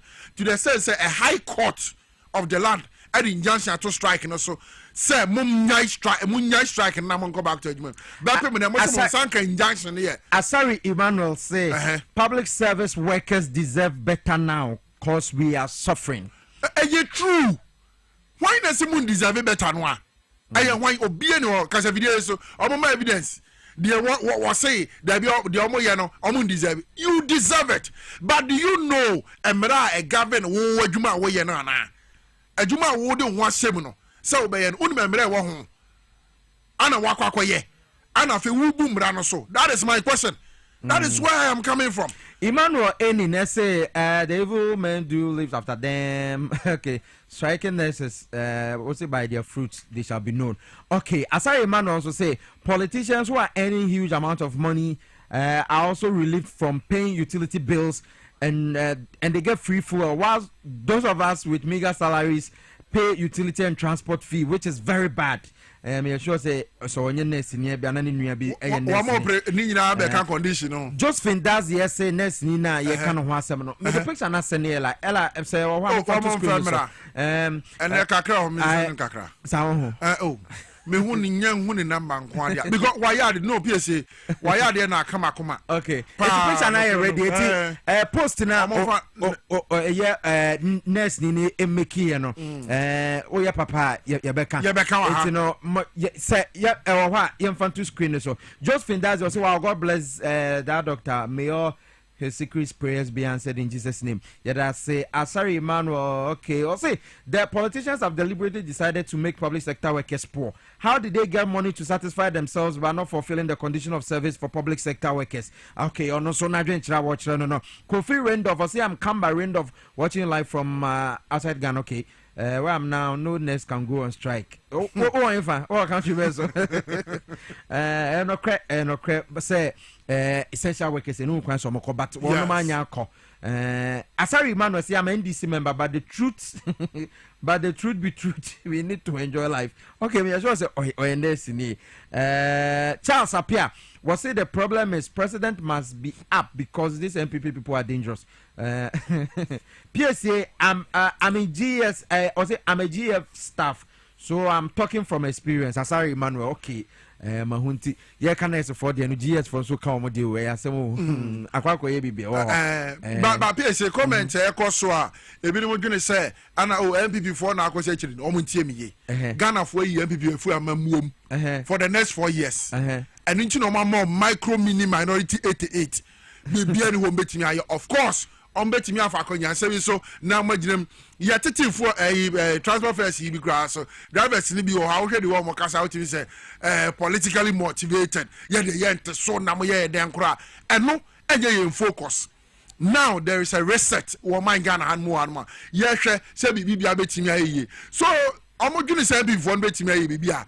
But NDC for now, yes, one more ever die hard NDC for yes, NDC for no more Kotoa Bama John Mahama. Yes, et what who says sad near Mana Koson can no quite a cost to say. Almost think I bind but you prevent number one, a ma binding Dean Bonnie. So I say, Obia. Nuhuni pebi be yarea obeko hospital nurse for a strike na nuhuni pani free mo on fa NDC for burning on nurse for no more venture wom and is for any nurses but NDC for when they say tinye what a hospital ti asema me ka kire no me say wo be free mu wo nurses any midwife strike ma bompa ye gu o mutiri so sa e nurses for na because adwuma na mmra wo ho yesi se wunya be yesa adwuma we pe esane se aye nipa ho adwuma nti wo ntimi ntina fie se wonya adwuma ono wabusu wo so se wo de kwose pani se pani ni wa den me se yenwura all the state owned institutions num when the condition of service aye 100% when ani de ehia ba ni nyina ne ye kasa ne sese ye pa amo be ye ejinka omo ma ban up to the end of this year. No more say condition of service under JDM second term and 1 year. Akwesi saying Yamano 1 year and no crano still ultimate cost strike. Emrani tiao. Etidiamu ye be anywhere justifiable. Say mo condition of service wo musika sem say mo den omabumraso. Simplicity. Okay, but the Ghana for reference and nice for Ebesa call back na Omakwa. And one year, it's quite bad so here for Swako. By Ochina, was see who say Omabo green wedgman. Every summer boom rasso. All right, say yes, I campaign for one more Ministry of Health. You know more about to come over and pon, but as a pass or to me become on heading come away a buyer. Haxa Mr. Haxa air capsules no, idea it will just want to pay also netted to Wama Uti, Yemu. Jow gidi dia na fe yemu jow kona kope Haxa Mr. ne Haxa capsules be also time for bakopa no our pharmacy be ben will be na say over the counter medical shop biano we do abenya bi undi 12 years on to be nom and our ba onyim anasa wo ba o man ba no for won ka ho everyday the stamp team so say nipa bia also etete no unya also tamfo bia your friend Haxa Mr. ne Haxa capsules so betumi anum bia ma ho ato Medina for ye benya bi o cat pharmacy and tema for be call it George our community 5 and a Kaswa for Ducat pharmacy friend 0240 238 310 0240 238 310 Haxa Mr. Haxa capsules all satan for bakope eno. Let's talk educational consult say anope wo be open school papa de na akono nkran ha de. Let's talk educational consult and say odo ba no eba na wo ko school na etie ne ye so INDEC curriculum and afa Montessori curriculum no eno abi na yu so nti niema nkwala didi agro ene niema wo mo ho e wo suku mo nyina eboa e ma wono madwen bie eti anope say wo tie me na say wo pesa odo ba no ko school papa let's talk educational consult and amekamfo e de ama yo Teshinungwa Estate. Yes, Teshinungwa Estate Yabele Jokuku Municipal Assembly no Yachra entrepreneurship, public speaking, technology and arts Nina ewa ho de anes obefreyen na de den say 6 months to 6 years no ye jin kola na ye bie ena nkola no so bekutumi akọ school for 12 months abra ya makwa Nina no eye optional wo a obetumi e de obanaba 0249 069821 wo fra madam time bomb no ebetwetwe nkomo na mani biom 0249 069 821 obetumi afre na wone no abo enkomo agbozo eba clinic say premature ejaculation bema bra ne bra beje edro na wonso honto ye de eba sisie no mu ne ma de ade bia ewo osisim bia no ehon yare nyina yetumi esa ti low sperm count bema anase STDs wanya nemu yare baba so koto baba so krawa bra ye betumi aboa na ya reset usisi no ama bibia konkai kwahyeman na yewo kwahyeman bibia enam na kwemu fe kama pa eti for 0241 750282 tamafo beko community 25 Savannah Junction opposite Def Traku Estate 0557 402 696 na afein so what to me afrayin na one abon komo the member of parliament for the good people of Esikadu Ketan ababetna say Professor Dr. Grace Ayensu Dankwamache Mijodo otiden Yankopo na do me hoye na won so anope ya afai nurse for one strike niti na ba oh they be me be chia hon na me chia wete fu nyina na me chia Ghana fo titsu Esikadu Ketan okay yeah the last time I ba ha your born komono na man for say omo pe we energy ni pa oh me dasi we are medical doctor ne nurse for akọ strike we NDC MP mo ban na wo power amanfo kasa bebre e den na obeka oh the masam nzi ewundo do baby o ya tete kakra because ewundo nurses and we part of essential services and our hospital bia so ni ho a se nurses ni ho a obotum wa function because one na wokita hospital no ye bibia say sometimes for me to me there say doctors in you are sometimes hospitals can function but nurses in you are hospitals can't go anywhere. Yeah, exactly. Because one need the whole backbone of all the entire health system. And the nurses work or striker in some PBC. And what I'm afraid of is that there are human lives involved. Exactly. And these human lives are Yankasa Yenyanum Yembusian for Yen Nkrofu Yen Ghana for. It could be any one of us needing health service around the time I work or striking. In time is the Mamotuma Kanye there in Wonduma power ye. In there was some yen bo. Into one ya but Tarawan for mehen. Na yin tum yen negotiate at ne yamba no yaban for awaba. Ye be yendi 4 months mpo. And 5 months and ye 5 months 6 months more. Yet one I say yet conditions na say. Some of us your hospitals ya could be ya hu asamo record but ye pon chow when ya butter one for mehen. Na yensu yen tum de yen one bet na hona ya kasa like more negotiations but strike nti numiyes in kakra mehen. And wa bantam sudodo. You understand? I feel like it's pressured. It's pressured saying it's pressured there aban for waba ke there yerba no na sika ni nyina aban kron wezi ni nyina like all of our there's no sector which hins campo mayeda ye bibi nti President Mahama na aban mo wa ye ni there ohwehwa kakra wa ha ohwehwa kakra ohwehwa nyama or the Bragana Fankasa, what to about what the mehen. Ye good ye shishanyamano, or wadenka abutar, obia nebi, because the other guy bankrupted the country. Odi yes Kenya kakana wakans what the Dwaboase. Okay, the kisa wawa what they mortgaged it. And na obia bade ma nkrofo way ni na 80 solid years in less than 4 months mo twetwenya mani bimpo mefim mrebana ma ba hihya nyoma ye ma hyesie ni yemedesie na Ghana na nkasa no wa fanentampefra amparampara so be no in the last 4 months you can see by economic indices all our indices are improving. Inti nanka mo wo ma anyi da yen na Ghana fo yebenya abano ho abotar kakra. But it looks as Antiasia be an Jumanutina strike na ko. Among for one more case a politically motivated no this as needy. Min shada mini side there or your politics and on your politics. But mutum would musu there as necessary. Umayan suyen who there or ye a juma kesi na wadasha hensa. A juma na wadasha hensa, and sometimes I call it a thankless job. Sometimes we put ourselves in danger, even at work, occupational hazards, to a jumana yebeyen yedaye.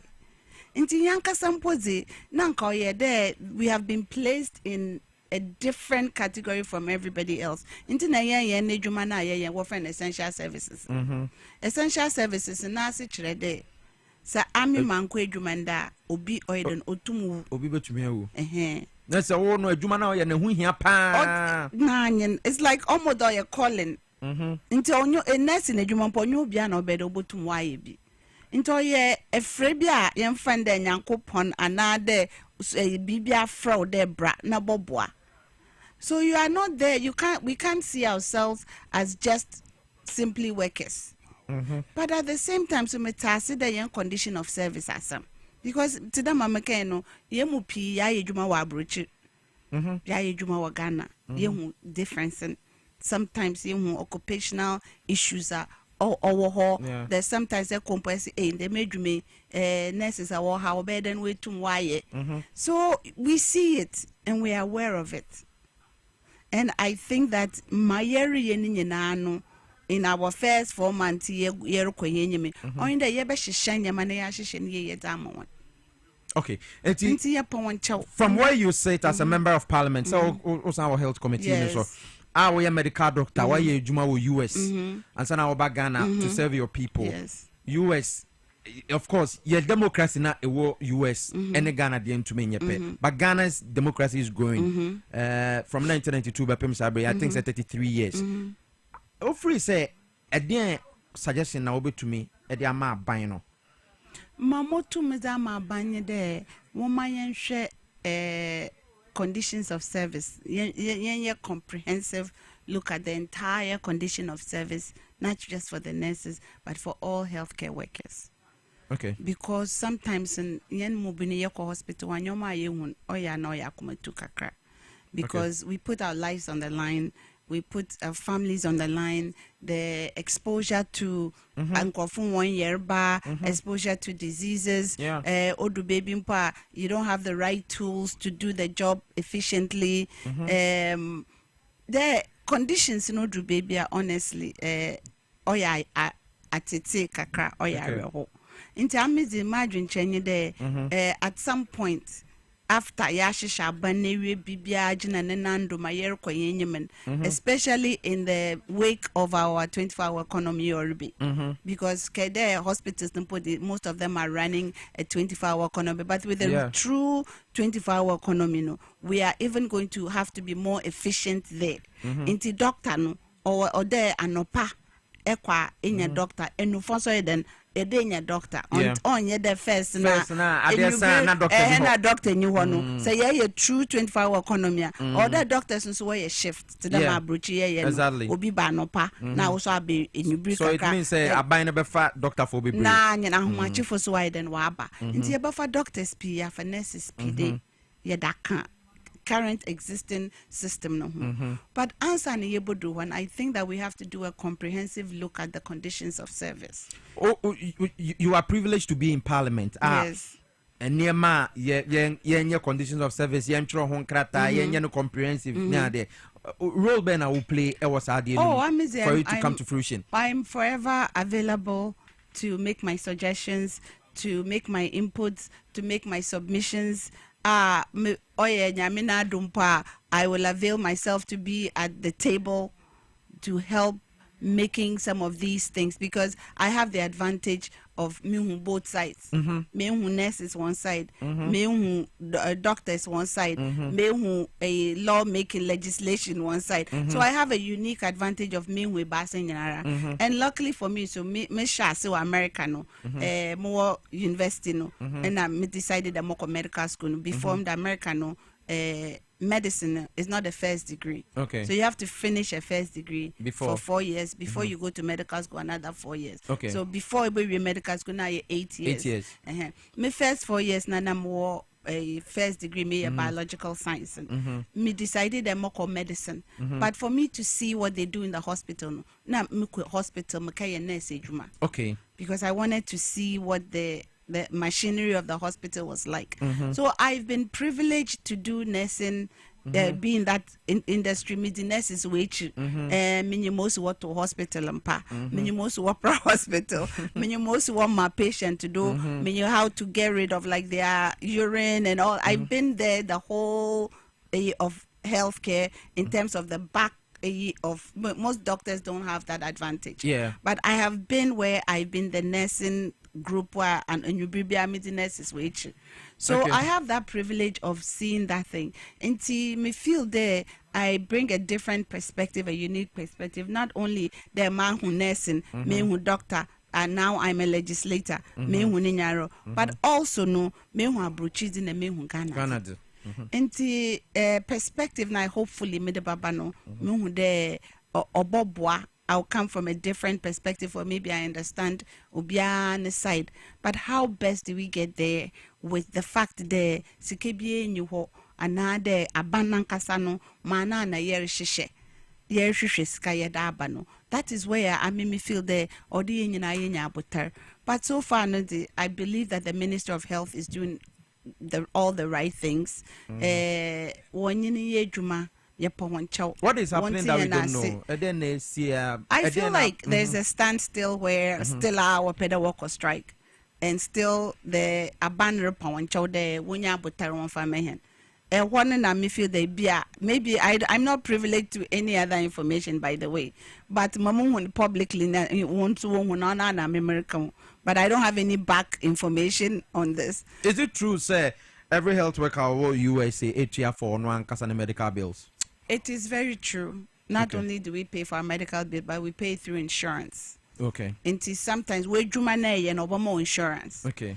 And then you are part of a group of people insurance. Until some Mankasampomo hospital or they meet you through my insurance. Okay. And most insurance in American where something like a co-pay. Until you find out 100 cedis. About you 50. About you no 25. On those na aban insurance company with in Keno. Into Mokwa, even as a medical doctor in that same hospital, no, I'll do my copay, then the hospital would do my treatment. Where me treatment area now I bill me insurance company. And it's not necessarily true that the hospital no will insure. Okay. When nurses and a doctor for who are they have hope because one of their own is in parliament. So a nurse for obi bekwa koye juma 6 months yentia ne ka condition of service once and same way no parliament won't raise these issues no I think I'm about 4 months because my message be free I say issue for Adongo or say or no or kind this council of elders who Germany Bremen na ni neba ANS our Bolgatanga for the past 6 months yentia ne ka I'm say one of the new nurses. The kitchen is Mr. Isifwa. Mr. Isifwa Dongo Mupacho. One thing and I say. Aban ebe ye 4 months pe. Aban fufu bi no hodi 80 or di 8 years. And I create a condition bia. And yes year by abe fix. Into one year abutar. I mean all of this, and I understand both sides. But what I'm seeking for is there one my butar. Okay. Na yemboa, because the nurses work on striker. It could be me and you entering the needing that care. Yeah, kona nurse in you it is death. I mean, there is no, or you'll be maimed for life. Yeah. So I'm just seeking for the sake of Ghana, for the sake of the country. There, you pon chow. Yet when I say kakra, not all the way, but yet when I say kakra. But mama won't fat this. I feel like the timing. My issue is the timing. Yeah. Abraham Kumsen, a labor expert on also Nasama on also can answer and no. Say timing no. Timing no. Only problem. Me feel the one mehen opportunity. Ma yan shishadini was the work at home on a tafreta. Yerketo no yadamo. Inti etano mamun fankato no na eto no ombin. Na se eto ni bina na able to market the eto yo bini wansum. Inti yen da yentina wana ebi aka eto ni biom faka ho another fa a chinam faka whatever the issues will happen because obviously yaketo ni we are in there to unkotin. Okay. But for me I'm concerned about the timing and why like the fact that there's a full and then Ghana strike nursing association the whole what is the biggest nursing group no work a strike. It just for me it doesn't sit well because me fi abrochi be no so me give me license for Ghana as a medical specialist, right, surgeon specialist. So they gave me a regular license and a specialist license. Me no mama call ethics class. Yeah. Ethics class and we was school be wo East Legon the whole day 8 hours. Into me oral test. Okay. Me a written test. Yeah. We no woman. So 3 days of mukatina the whole day mukatina is Legon school be for 8 hours. And I watch at them there Ghana how to them what I wonder what at them there. I'm part of essential services. So the Ghana Medical Association and everybody came to speak because any license by definition you are entitled to be a part of the Ghana Medical Association. If as long as you pay your dues. Yeah. I mean when you dues into they be now why politics? Politics no I saw the politics and I decided to stay away from the politics, right? So Mutsina wana wabaka say no was I mean major man yen or friend essential services. Them time puna bro fundamentasi. Into worker essential services in a makakin can wobukum de major man yen. Say I mean man bejuma for whatever my condition of service is now. It leads to death. Yeah. And people's life are at stake. So even if sometimes when I'm uncomfortable and sometimes I don't feel like I'm being treated fairly, I still have to show up to work because I've been categorized as essential services. Yeah. Them na work tremu. Into doctor strike or Ghana hananka sampono and them essential services strike. It's illegal. It's illegal. That is what they told me. But anya sinti ana bino. Inti woman go back to yen ethics now what no. Even though yes we are uncomfortable and even though we want better things and I truly believe that this is not the right time. Okay. Doc, Wonya butaka kramahen I GNR registered Ghana Registered Nurses and Midwives Association. NMA. Ghana Registered Nurses and Midwives Association. Mami nusu minjimino. One head Madam Perpetua. Pechow. I would say ma one kwejuma. Na yentina hona yen yes we declare strike no free Ghana. Minim no. We were doing a project together for NMCH, which is maternal neonatal child health, with another organization. I was part of an NGO. So Madam Perpetua putting a mitashian ma yeka and some about what we are going to do with especially the midwifery side with the child and neonatals and into Madam Perpetua wearing him there. There's a minion sana na se china mo bana ko striker me be to me then mo when mo wonu so bia na complication bia ba will have effect on me, it will have effect on my child. Inti Madam Perpetua ye pechow sanbra Ghana itu kana mpocho sanbra na won't call of strike na won't call of strike. But some minister so Yes, Minister Mori is all he's doing all the right things, but I think that Madam Perpetua also has to give in something. Oh yeah, Obi Makakra no Obi Makakra. Okay. Into Madam Perpetua, please give up this. Let's sit with the minister and have a proper discussion in terms of the condition of service. I ever said Madam Perpetua Sanbra I Ewabo Krodo. Mate. Ewabo Krodo. Minimo Mintaki. Oh, Madam Perpetua. You can send America's under the Mapacha Sanbra. I Michelle Airport. Yo, okay, Doc. Yeah, that's it for passing through. Thank you so much. That's the Mopacha Mamanka, our friend, and good luck to member from an hour BEC, you know. Okay. With Skadoketan, almost 2,500 children. Yeah, a 3-day orientation. Yeah, you want one. If you are how I've been, but Okotna one. Na kumetu nti ya boost one moral energy ya motivational speeches so after the 3-day orientation how to take the test and ya mo bia na mat set and da nti mo pon won kona won ka pass mam na muso me won wo ya na muso ma set disorder me won ko SHS na iskadoketan on fan tampon fenfra. Madam Perpetua, Mafro, you have a call. All right, that's Professor Dr. Grace Ayensu Dankwa, Member of Parliament at the Mexico Ketan, or Takrade, and I would say, no, Airborne Common Doc. Yeah, that's it. And have a nice day. You too, have a good rest of the day. All right, I was call for a short commercial break. Here, Naya Ba, Naya Told Medina, so high power 97.9 TVXYZ. Dwaboase Medina, Sunni, Monkos, one from our venture number. WhatsApp 0208984166 0208984166. You're live on Facebook. Yeah, but it's yeah.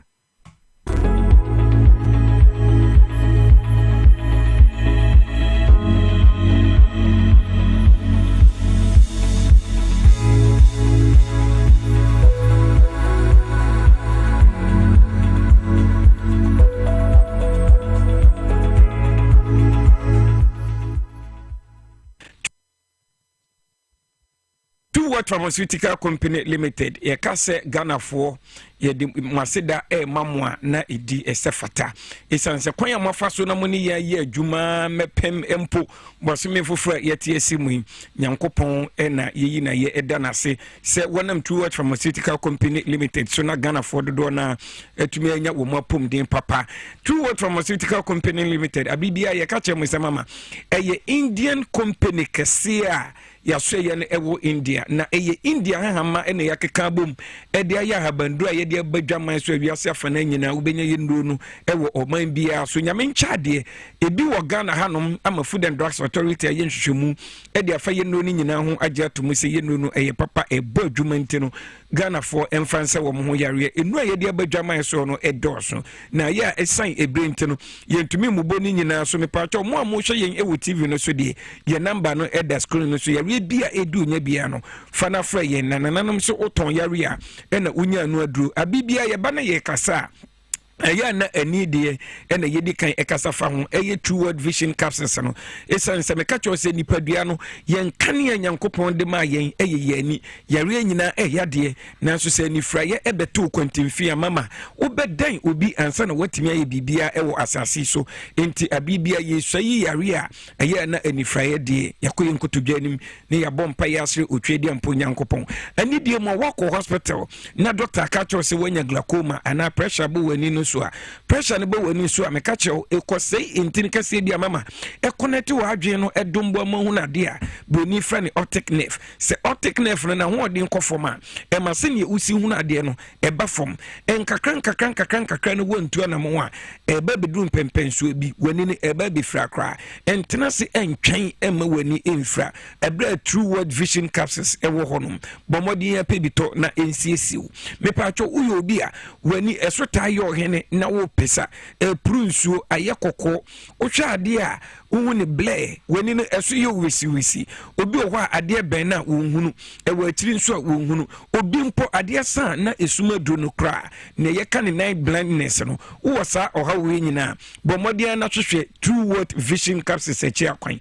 na mepaakyɛw obi a ɛtɛ esi wani so ne yɛka ne cataract no ɛtɛsi wani so a ɛbɔ nka yɛ efifi ketekete nkakra na ɛkata wani kosua lens no so sɛ wɔntu ana mo na ɔtena se ma ne kata lens no so a automatically abo wani fra ɛno no ɛntena se ɛntwɛn ma wani ɛmfra mepatwa ɔbɔmmɔden na so hwɛ True World Vision Capsules ɛno na da o screen no so no wobɛtumi de wo mobile phone na atwa sɛnea ɛbɛyɛ na wokɔ pharmacy hɔnom herbal shop anaa drug store hɔnom a yɛmfa sabi akyenkyena nkɔda no waso kwan na yɛbɛyi adupa no yɛ a ɛyɛ True World Vision Capsules indiafoɔ aduro papapa a yɛde abadwaman so no yɛbɛyi ɛde ama wo mepaakyɛw wonom Vision Capsules no a ɛyɛ akae na fa yɛ aduro no a ɛyɛ powder yɛfrɛ no stem cell no fa ka Vision Capsules no ho nea ɛteɛ ne sɛ Vision Capsules no ɛsiesie wɔ ani no na afei stem cell no ɛde ahoɔden sonko ebe wani ntini no mu biem na wani na tumi anya ahoden ehunade sɛne ɛsɛ na ɛfata mepaakyɛw yɛnno ni nyinaa no abibia meka True World Pharmaceutical Limited nko a ɛna yɛmfa aduro baako ensa yare mienu ntimi ka anidie no mankasa sabio esa koko anaase esa malaria dabi True World Vision Capsules ne stem cell no ani ho adwuma nko a ɛna ɛyɛ mepaakyɛw ma menkasa mfa yɛ aduro a yɛfrɛ no Joint Fortis no ɛyɛ adwuma ɛwɔ yɛnum pem ɛne yapɔso mepaakyɛw mo a mohwɛ yɛn wɔ TV no so no wobɛhu sɛ ɛda o screen no so bɔ mmɔden na fa o mobile phone no twa sɛne ɛbɛyɛ a wokɔ na wokɔ akɔpɛ aduro no bi atɔ a wode kyerɛ nipa na wɔtɔn aduro no a wobɛyi Joint Fortis no bi ɛde ama wo mepaakyɛw woyɛ obi a honam nyinaa ɛyɛ ɔyɛ a honam tutu wɔ so sasabɔ mepaakyɛw wokɔtɔdwe ahono emu hyehyew emu tutu wodwo ho a ɛngye wontimi nsɔre ngyina onan so mpo na wode onan no anante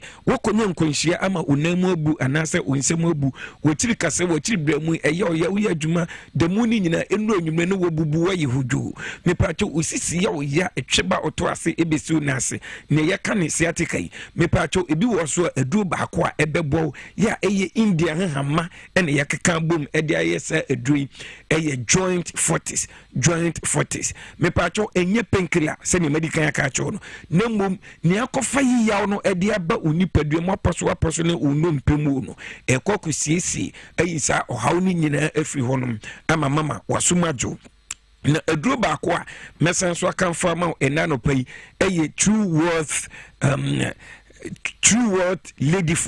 Ladyfort no so ewo dwaman so a eye emaduro tatahwe a ebo ye nuanom mba mepaacho oba onfichi kromu nye sabio ensufi bi gu enka wo wahimfi honum na afei sabi untumi mfefu untumi nyensen unya Ladyfort na mepaacho minua ba ebeboa wo na mamenkasa mfa ye do ayefre ne Nerve Alive no mepaacho eye entinimu adwuma Ghana for dodo na ewo entinimu yare ensu sabi ensunsanso wo mu hunu no wo mu ehunu ni se eye entinimu yare unya entinimu yare a onsa ye otititi onan eye otititi unante a na yese panie ana pimbi ewo na mu anase osiremu mepaacho ewo ho na emfifire ete wonsem ene wonamu enti wonante na ohyempaboa na ayese empaboa no ero unya entinimu yare a emanante ho ye odin waposo nyina eye ohojo mepaacho entinimu yare kro wo ye bema na unya entinimu yare a ema unya enamu nweye wo ensunsanso we nyina na ebo nka yese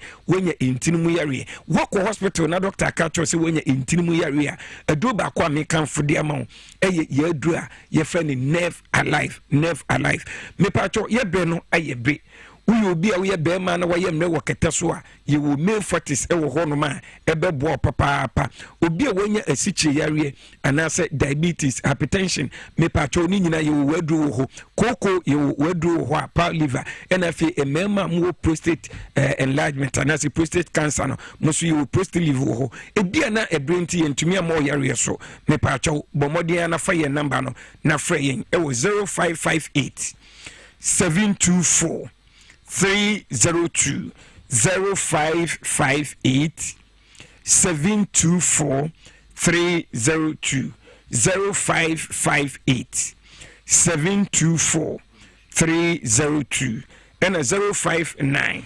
558 2628 059 558 2628 me pacho Ghana fana bebia wo bia yeno no ebia dru honom bomodia na fa number no frey enano pay na True World Pharmaceutical Company Limited ye wo honom se ye beboa ama wo pondi no SCP na asita.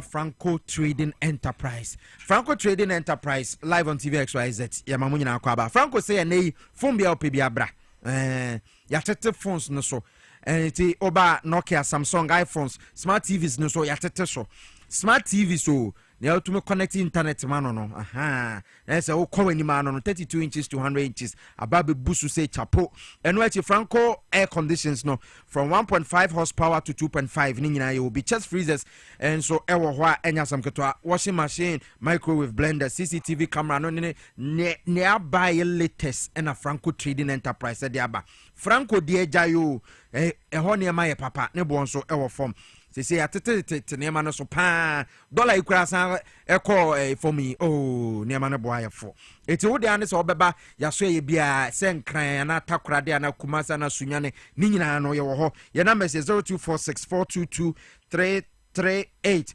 0246422338 and 0555 939311 o fran pay for ebejo so obetumi akọ Play Store, Google Play Store na wa download Franco Trading app no Franco Google Play Store wo ho eno so kwa nkyere mu bia eche mi de kwa won say be kama men kọ na men kọ twetwe nkọma mini aba no emo nkọma no pay from Piwak Natural Health our mo de 3P garlic mixture na badwa so here for doctor me no ma tembia ho den Dr. Prince Nelson Mototi, international doctor, mechiawa no pay wo wada woroma ena Piwak for aba wo mode dru papa yaba 3P garlic mixture edura menom no menum eduru be no a menu so edu a tesan na me adom me ho ye na nso e ngakaka eduro ni ntujina na so ejina na so den eduro ni ati ye ntujina na so and say last week say menum bi o TV so Piesie one bi there na ye so ye benum bi and I say na me de me ade fake there some kan for ma there bi there me constituents tem bi am person ho ye den anope man ti na so ni members bi ano me constituents okay Ghana for nyina ye me constituents but me nimra constituency honorable without constituency. Confusing me. Me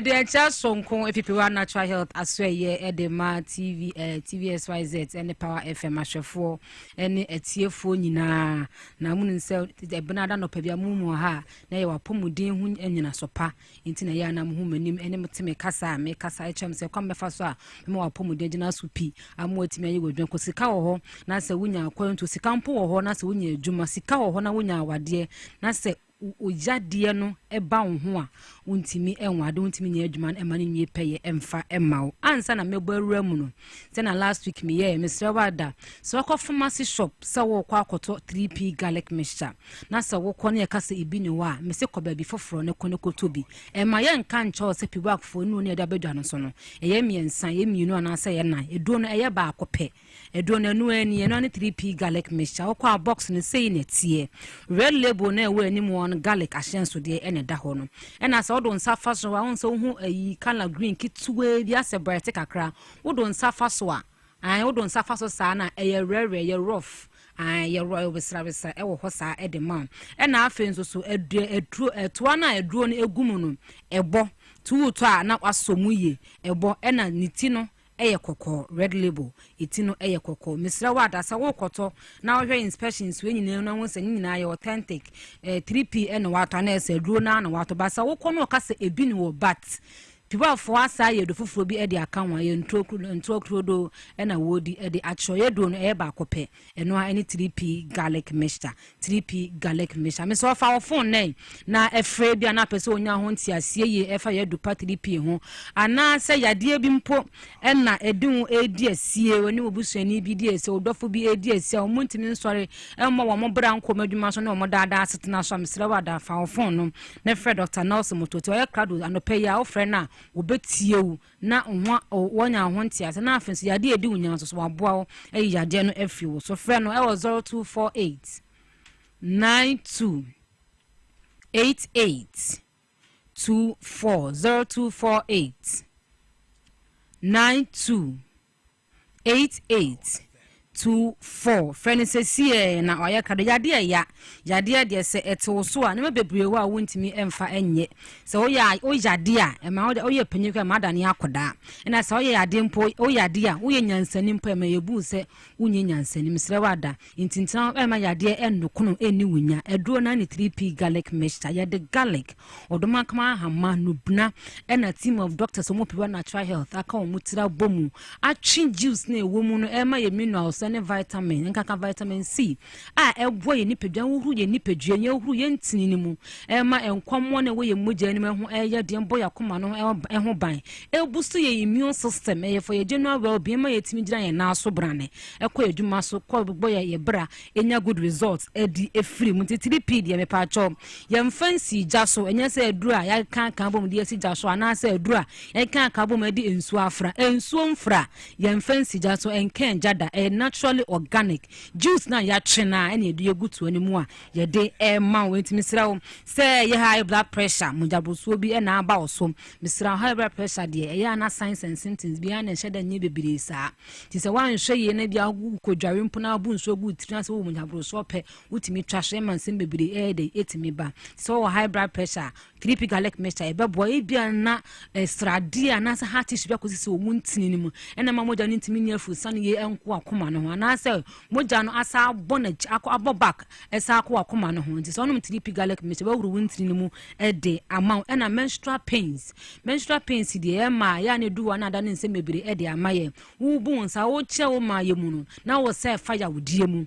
na wo sisi echi eye wo ya na wo fie sabe mpreduasa na wo ja wo na wuntimi ni di wuntimi na mesew wonya 3p garlic mixture eno mo e beboa wo emu wonya free flow na afensi na ye de no e ma bebere e ba dot e ba piece mesew wonum 3p garlic mixture e beboa wo eni wo na wo de e ma kra be 3 months 6 months 4 months na wo mbu ni nsa wonum 3p a e beboa wo am watimi ebu nsa ye pa ene diabetes so e diabetic patient ya no asetan e bebere misi basa wonta de shem na bia wudi agorofo dwuma kra wo ya kwetimi ya de sesa e de ma wo shampa wo mpo na se miaw na se bibi tim na ho a wonte tinyame amem e betwa wona na ye de atwatwe woni kra timi fura e na afi nso mema ye ma so libido etimi kofa na mema so mema ye mu etimi ye de e kofom insulin na injection na wo bedi bebere kwa na oboka eni ade so no 3p garlic mixture e beboa wo awohuru wuntini ni mu e de ama no glucose ene carbohydrate e gina wo nipadua mu no e beboa wo ayi ni nyina afi ho e de ama e na numbness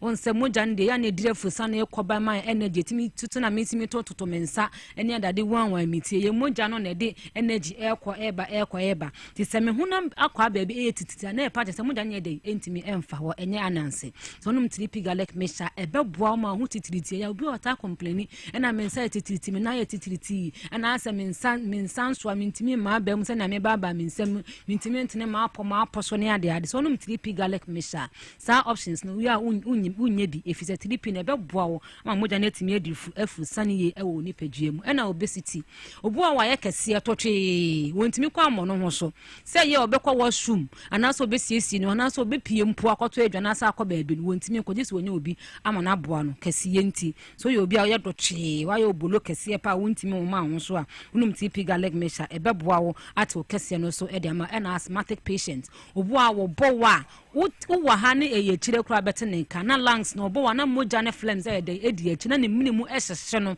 obo wa kuntum sa ne hwene mu nyina sa ye de mpia bi e wo ne hwene mu ani ade mesrawo unum TP garlic mixture ebeboa wo ayi sa de ne nyina afro ne ye ne adwun so bebire yenum nso nsi eta adwun so nya adwun so mu ayade mesrawo unum TP garlic mixture ebeboa wo na bloated stomach ye ne anadwudidie enti anase ye lifestyle way of living enti ye foye kese ye junk food da ye die any heavy food da ye di na anadwu enti na ma ye agya ye fu kese mesrawo unum TP garlic mixture ebeyi fat ne gas ne gya ye nyina afi ho amwo fu no aye very very slim mesrawo amonya slim stomach ama boost your confidence and have stress obo a wo ye adwuma koba wonim time management also won say this hour be me the be rest me this hour me be rest obo ye adwuma da mu ni nyina kodo na adwo say koda no so no asa afa phone no asa ma na adwene say no na social media na adwene say ye adwuma ento ye obi a o stress ho bebra emmo no 3p garlic mixture ento na pa wonum bi awia wonum benwumre wo koda nso ano wonum be boa wo am wotimi ada am wotimi didi ma the next day so sorry na wo ko adwuma so a obe active atimi asori akọ 3p so wo de drone so because ba me the insulin so hypertension no akasa me dada so nya ade so wo de drone so mpokra na wo betimi anom 3p garlic mixture do be ye nie so no mu nuo ni nyina ewie didi you 15 minutes ma for 3p garlic mixture ma for 3p garlic most patient the wo didi we are 5 minutes pepepe anom 3p garlic mixture so no mu a bibia be koso tote e de amampa chom se 3p yemfa nkaja na yemfa nsuo so mfry na so wo pharmacy shop na so wo kotobi na so wo anya bia ema ye na da wo set epiwa for ye nru mienu anamiense ye do na ye ba kope no ne 3p garlic mixture so akwa na so wo anya bia nto a na akwa be fofo na wakwa akoto mpacho so ko pharmacy shop wo herbal shop wo drug store bi e ben wa bunya 3p garlic mixture ni bi ato na me ka mu se komatefo enkoda ne herbal kwalinak herbal kriske herbal tamale yanko wo fakwajo herbal opposite tamale tasurango de ben little mat wona na wa yanko mu ni awe enterprise opposite wa katuja ko fawidua for yanko Gabson Pharmacy the be to tattoo be no pharmacy and afensu ho for enko abesam takrade yenko AA mens enko ko yenko Isaac drugstore na Hillside Pharmacy asamanfo nyina yenko Ekus Pharmacy Tema Community 5 Little George ye wo ye ben PV oben run about one akọ ho Little George ho ubenya bi ato ho so open do so atu akwakoton enya yenko wo kanshi angel heba akọ ho ubenya bi atu akwakoton me se yade ya jadie ya ntena mo yade enye ojapade bi emfi won sem frayen e was 0248 92 88 24 0248 92 88 24 na 0201 00 00 21 0201 00 21 3p garlic mixture naturally organic here for doctor obia konumbi ene de manje mufama desmond mame on passem ben passem bia yes ahia na ya wo me pane wo me to but as it ebuso for ya to so e de amamo na na Tuesday etino virgin sun baba oi hey virgin sun hadwe ba Oma na yentim free ona fe yento ankomo no so many ye abu sakra betna se na ene nkomo twetwe no kelo for ata busu for the krata ba bontia wono mo ke ka mo nsem den nsem na ekoso eti eni nyina ewo ho ba na me ka wo se me saka no promo no yeguso ayeye eti anopei opesika se wanhia virgin sun ama na nche uske ne na se opesika wo ba bi foforo so dia na chese ese wo ye what na onso utwa mensa aka promo ni bi star 274 hash star 274 hash no utwa na watchu super FM tickets bi 5 Ghana utwa 5 Ghana obetuma di 500 Ghana cedis eti tickets no ba ko be 5 Ghana nti opa hono obetuma abotu ahye ho na 10 ni nyina no be kire sika wo account mo anopei twabi na onso di star 274 hash eti utwa obedi udi nso amefrɛ wo kasa fidie so na ya kasa ana virgin sameboa no no Piesie bibia bɔkɔ awade adom last week man hu yeah no korɛ na mekɔ ase okay mekɔdi dwuma kakra bi mekɔ me papa ho adwuma no dɔso na mekɔgye mani kakra mekɔ release stress okɔ wan fa manko Next time I'm sorry. And me sa kwaji afutu. O sa kwaji afutu. Kusua de so kakra. Ni nyina ye. Etiefo afew. Sabana da do ya wamba no. Eh na virgin san number. Na Piesie onim say de amani age nyina ne say adwuma a wo ye bia ne bibia a wo ye bia no. Nipa ne di ho adanse. Nokre. Said ya wo ka me my na amanfo for virgin san no ma ye hu TV so di free adan. Nte na waba. Ene maba. Ene so obecheska. What ya say mecheska. Me so ameche. Na sese no say mo peche bi mame. Sa wo. Na me de kata banim. La say amanfo hu do. Anodo. Obi kura me di traffic man no obo me glass nim. Virgin san be say me hu ani me hu TV so. What ya say? But ya say. Piesie ye bo adwuma. Adwuma de mo bobi. Mame na so amanfo very one dance. Mame na Ghana fo nso ase. Okay.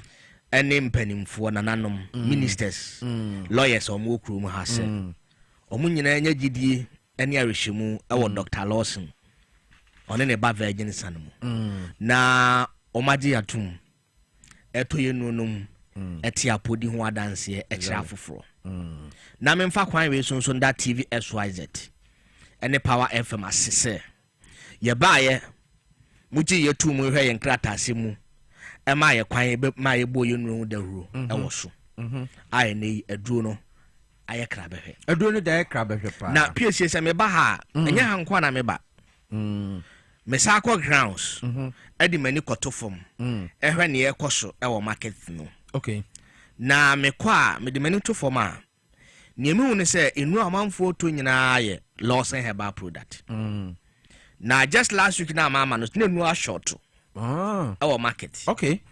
Nti eba sa ye rush quickly. At the van ye de ekoyi bi ma omo. Okay. Na ye koya de na machesa. No no eba sa na mo mamamfo omo ba omo disturb. Say anya ye sa Lawson heba yi. Amanfo de manage omo cases bebre o. What you see? Eti ono say week bia say 2 no ono ma na say week no so na wanya bia. Yes. Na de ni kan se enduo no so papa ye nti.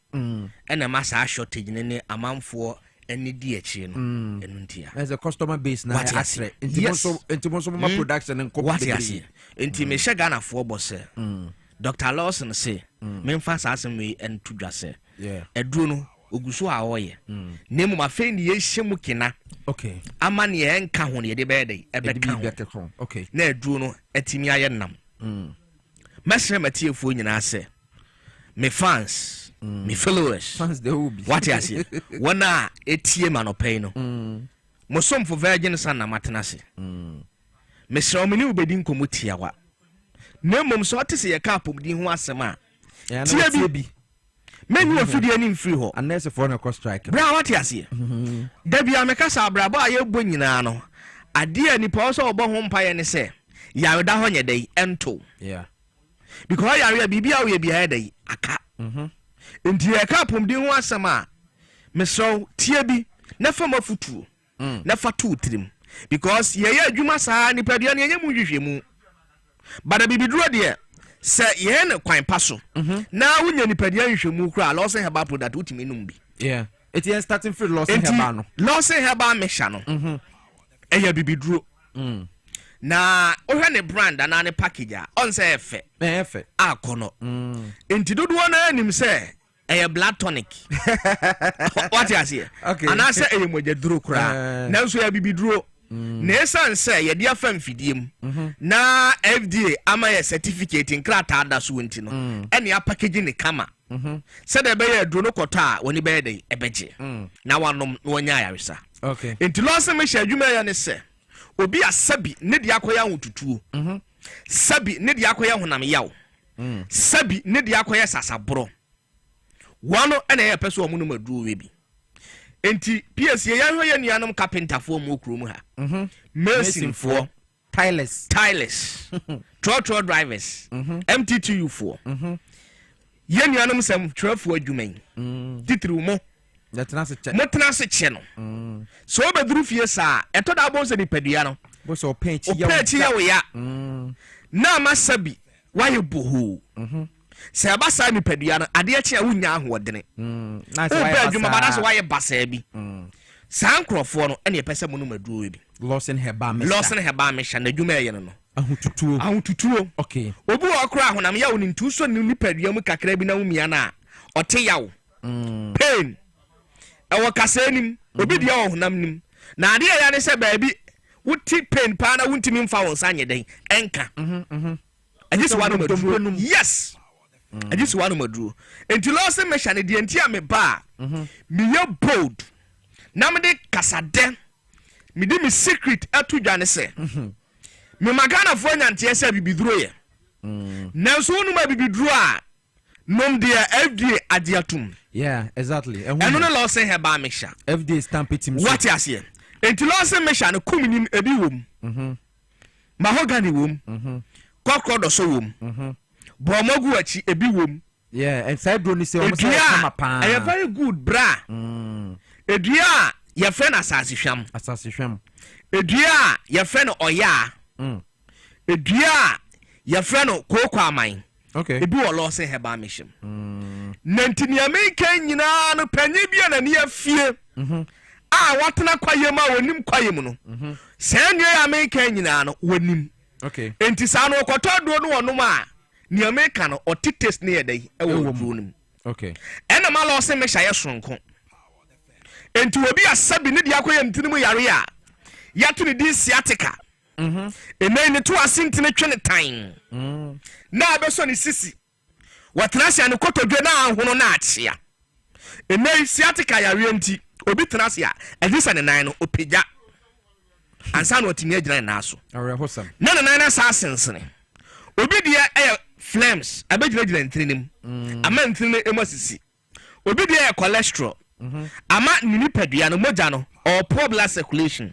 etimi circulate kakrana nansi atema yes anansi sunya police ni but onom lo say make sure kwaye adwuma ma nipadua kase wo na ewom na nya ahoodene okay entiri no anya ahoodene na ama moja na time ede afrisane great enti lo say make sure na dodo na sane mrani di adanse ye say piesie ne ne dia ya stroke yare a akina to kete so a want me sorry nante no wonom lo say heba me sha 10 bottles a no sorry nante di okuta poma wa sugar wode ne fa nante no wonom lo say make sha 5 bottles a no atopoma ato atwene mesra matiefuo wa ahutie manopai ebia wo afie wo maame bi o papa bi wo nana bi wabere wa bi sabi ena yare adokro no want me sorry Mompel Lawson make sure na china kwan fama no Fred Dr. Lawson okay I was our number see so ebia utetro mu ko baabi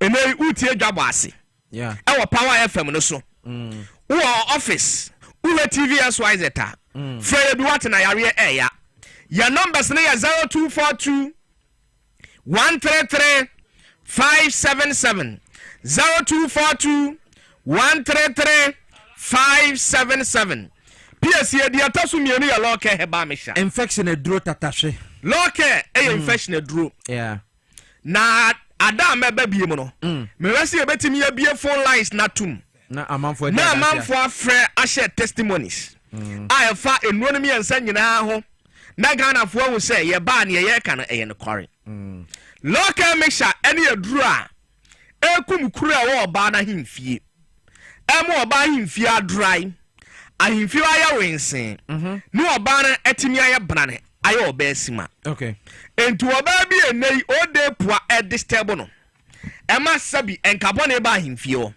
eya na ensansa beguo ensuo fita bi taatene wo ho eya na ahimfie ho keka no watade ne nsa wura ahimfie na enei okohia be makora na akoye ofere asem be ma ne ba na okọ so mesama ne se ene Ghana for ma omo ho ofe ushi oba timu se shape nie utumi sa ne ho akọ wa dress fine but be ma ne ni be ka oba ne ho a oni ni be ko fie no woni ni kwadi nsa wo so no no oba na himfie ayo overhauling tokuro dem so e ba sa be ma ne kwa o mabiem oba ne nti be ma ne nka biem oba ne dwenje odi abobo sabe ya wo kan obi te ho wahu atuni ni suo oda poa e disturb oba o e mo oba nya ni gie obi kro ho ma nipadua den sansa begu ani obi won ma na tinka ko akire libido na ko akire woni atinka kra ma be ma bia ba loke heba me sha no ena ye magic no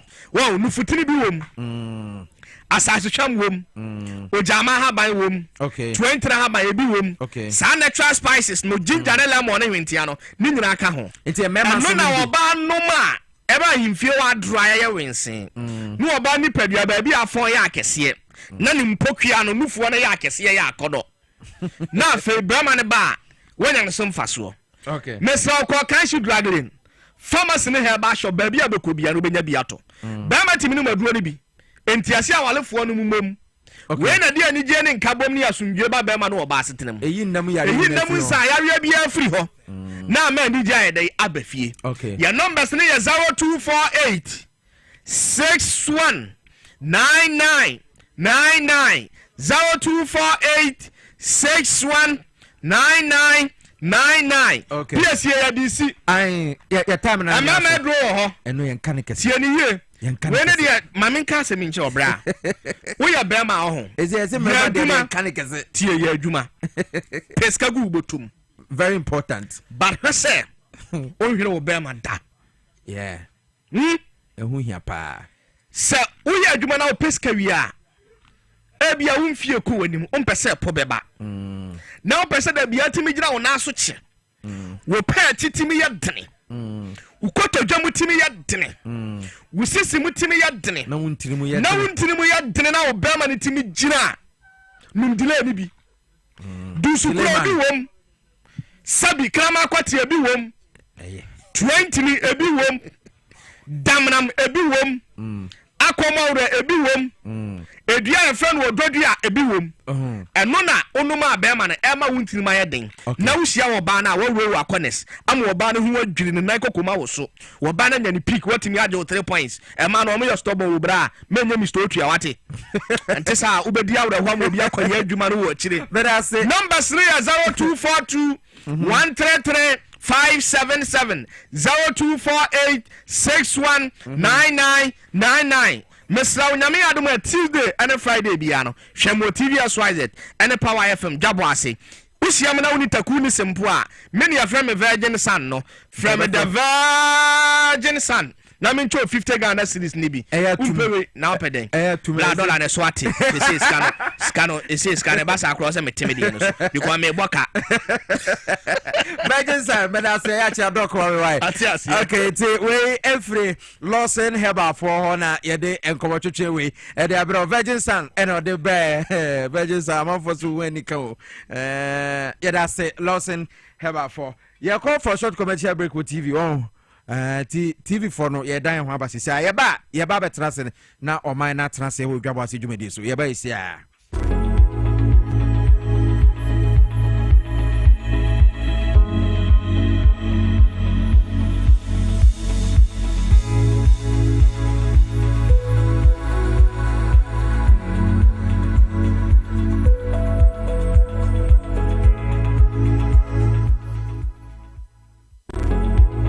na kwa me taxi driver na enkane na misisi eso misisi ama kame na to na twetweme me na 3p garlic misa no aboa me pa asa miracle bi wadro no sese mafunu kra se die sia twemi ankasa me humi esi so sese me humi ana esi so obekasa die bibi hye me so bi no na ye normal mi bi pi na ti no ti pa me sa 3 days ni edona ankasa de nyankopon de ayi bi ahodi se ma yi bi nyasa mkito ana mse we de me fro aka so na me fa hye me nkwana me de abe fa 3 years ni ana asemi gina ho a me na mu sisinya hye me kwa me de ameko bi amu so much me duru ta ba 6 years ni o tema sisi am ye ma je se ene meja na nti ta ya le ne nku preko ene 4 days ana me koto 3 garlic mixture ni tema me kase yanku pe no yam se ende ya me no kase me ho atomia me din wa me ntiase 3p garlic mixture ubenya bi wo mamu pharmaceutical shops and herbal shops Fred Piwak e wo 02489288824 and 020100002.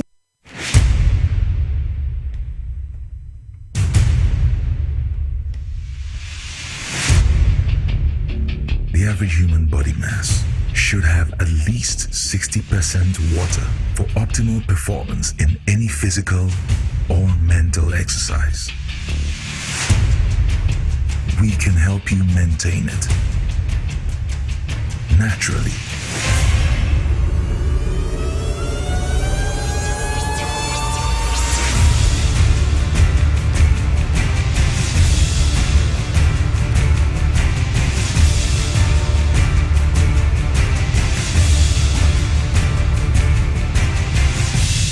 X Natural Mineral Water. Simply natural. For bulk purchase, call 0596 273 546 or 0596 273 547. This advert is FDA approved.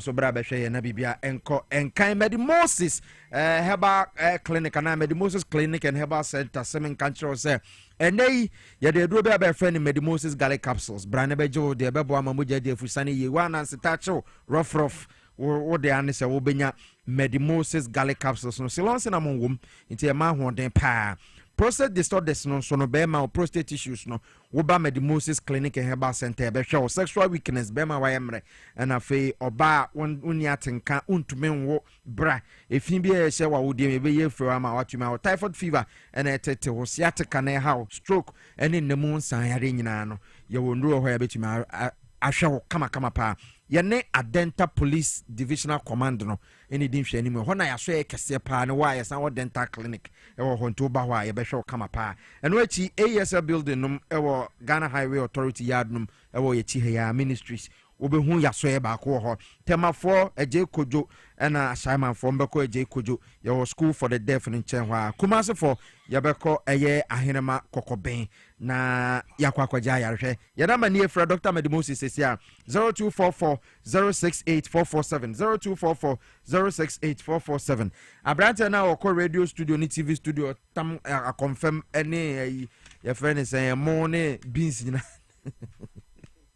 Baba better say wa hase o man na tena say that's why me break biom okay mini break biom ya tena say na ye de nkomobo no enso e de abro na me ka wo say mensa ka promo no ye guso a ye che 500 Ghana cedis ano pay ya say ya be promo no obi e di 500 cc e bansa na me sori so no nipa me ensa so be send di 500 wo de an say obekọ ofon no so isu MTN and Vodafone ano pay me 500 Ghana cedis ama nipa 9 ba kwa di kan di ni de enti aka nipa miensa enti odi ane se ofa ofon na MTN no mumu kakra wo so 100 Ghana na 200 Ghana bi wo so obetuma abosa game bi star 274 hash obo se ebeba Power FM no wa choose option 1 no Power FM owia bebi a obekọ no eno na ye ticket dodo na opesa woto no to twani sesia na obedi star 274 hash choose Power FM ticket dodo bia opesa woto bia ba ko bia 5 cedis enti obo 2 shewa na say beto 10 cedis obo 4 shewa 20 Ghana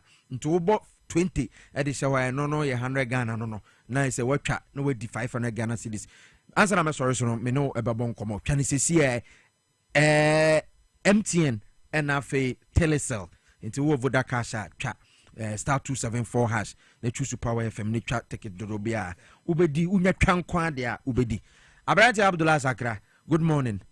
Bibi aboko. We dey me ase.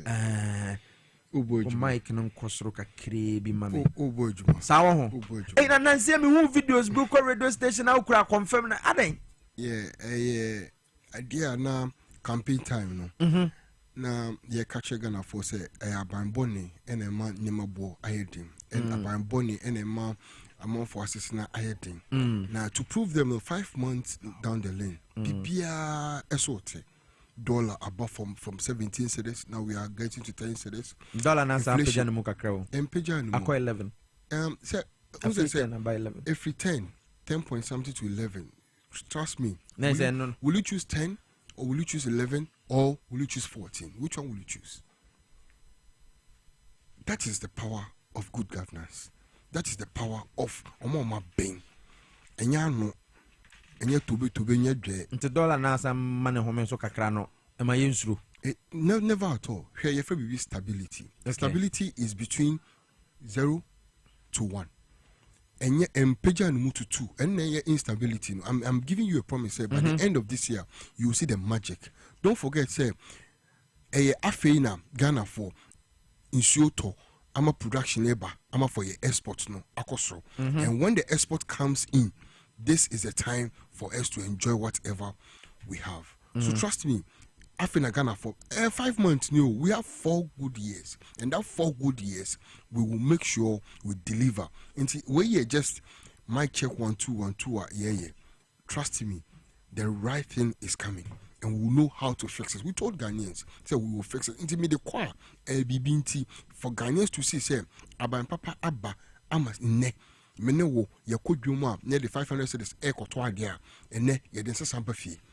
Husband and wives are happy because when you give chop money, you are confident. Say all Murphy and some mechanics say for become. What casa because a man for free say dollar no ako from kakra masidi na nya hoden nunti no purchasing power basro. Is that what you want to tell Ghana for? I'm not telling Ghana for sir. ABB NMA BB AC. Yes, ABB Papa enje grade. Nti BB na akoka papa. Na je grade. Ama grade na ba. So what I say. Exactly. Nti aban papa ni hihye papa aban no okay. All the waste has been cut and we are continuing to cast it. So what shall me say enye say magic NMA dollar no ba for mo. Look at Nigeria naira. Right now Nigeria naira we are beating them hands down. Our neighbors, all our neighbors, we are doing good. Bloomberg is now rating, say Ghana, by the end of this year, we will get a single digit, which is dollar to CD. And yet, dollar no call where pound, every 20. Pound was 20, now pound is 13. I could do 20. Yeah, 20.2. Hey, yes, and then 13. Euro was 16, and then 11.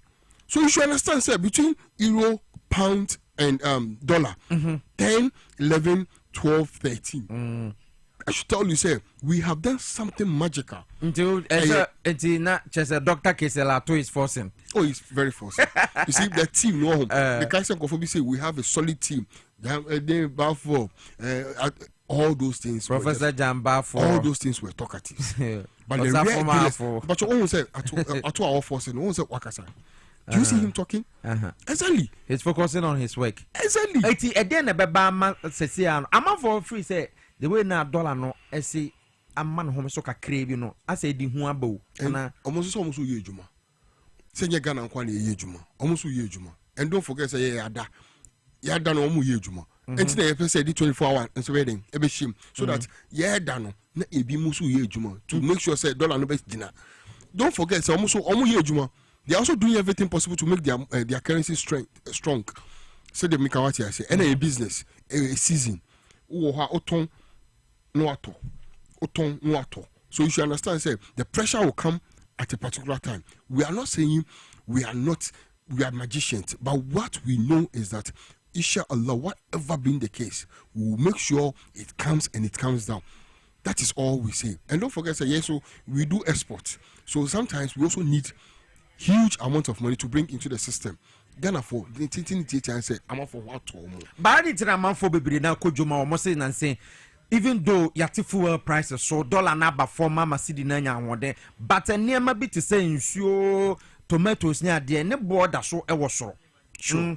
The entire amount for yes and say ne your market bia banche bont esonte ya body boso the same for the body mpo boy de banche boso ate body boso ate me say next week invite me I'll bring those things. Me say the reason why Anthony say where you went to know a bro and OD don't forget say enipa ejuma ne ye no people this is a time of government intervention any here see ya baby our warehouse be I you say okwa body nkwa na ohwa and we'll get it in our buying a sponsor. Trust me, nema amount for year omudi adumoni to so omum per se on betting yema no so no it will go.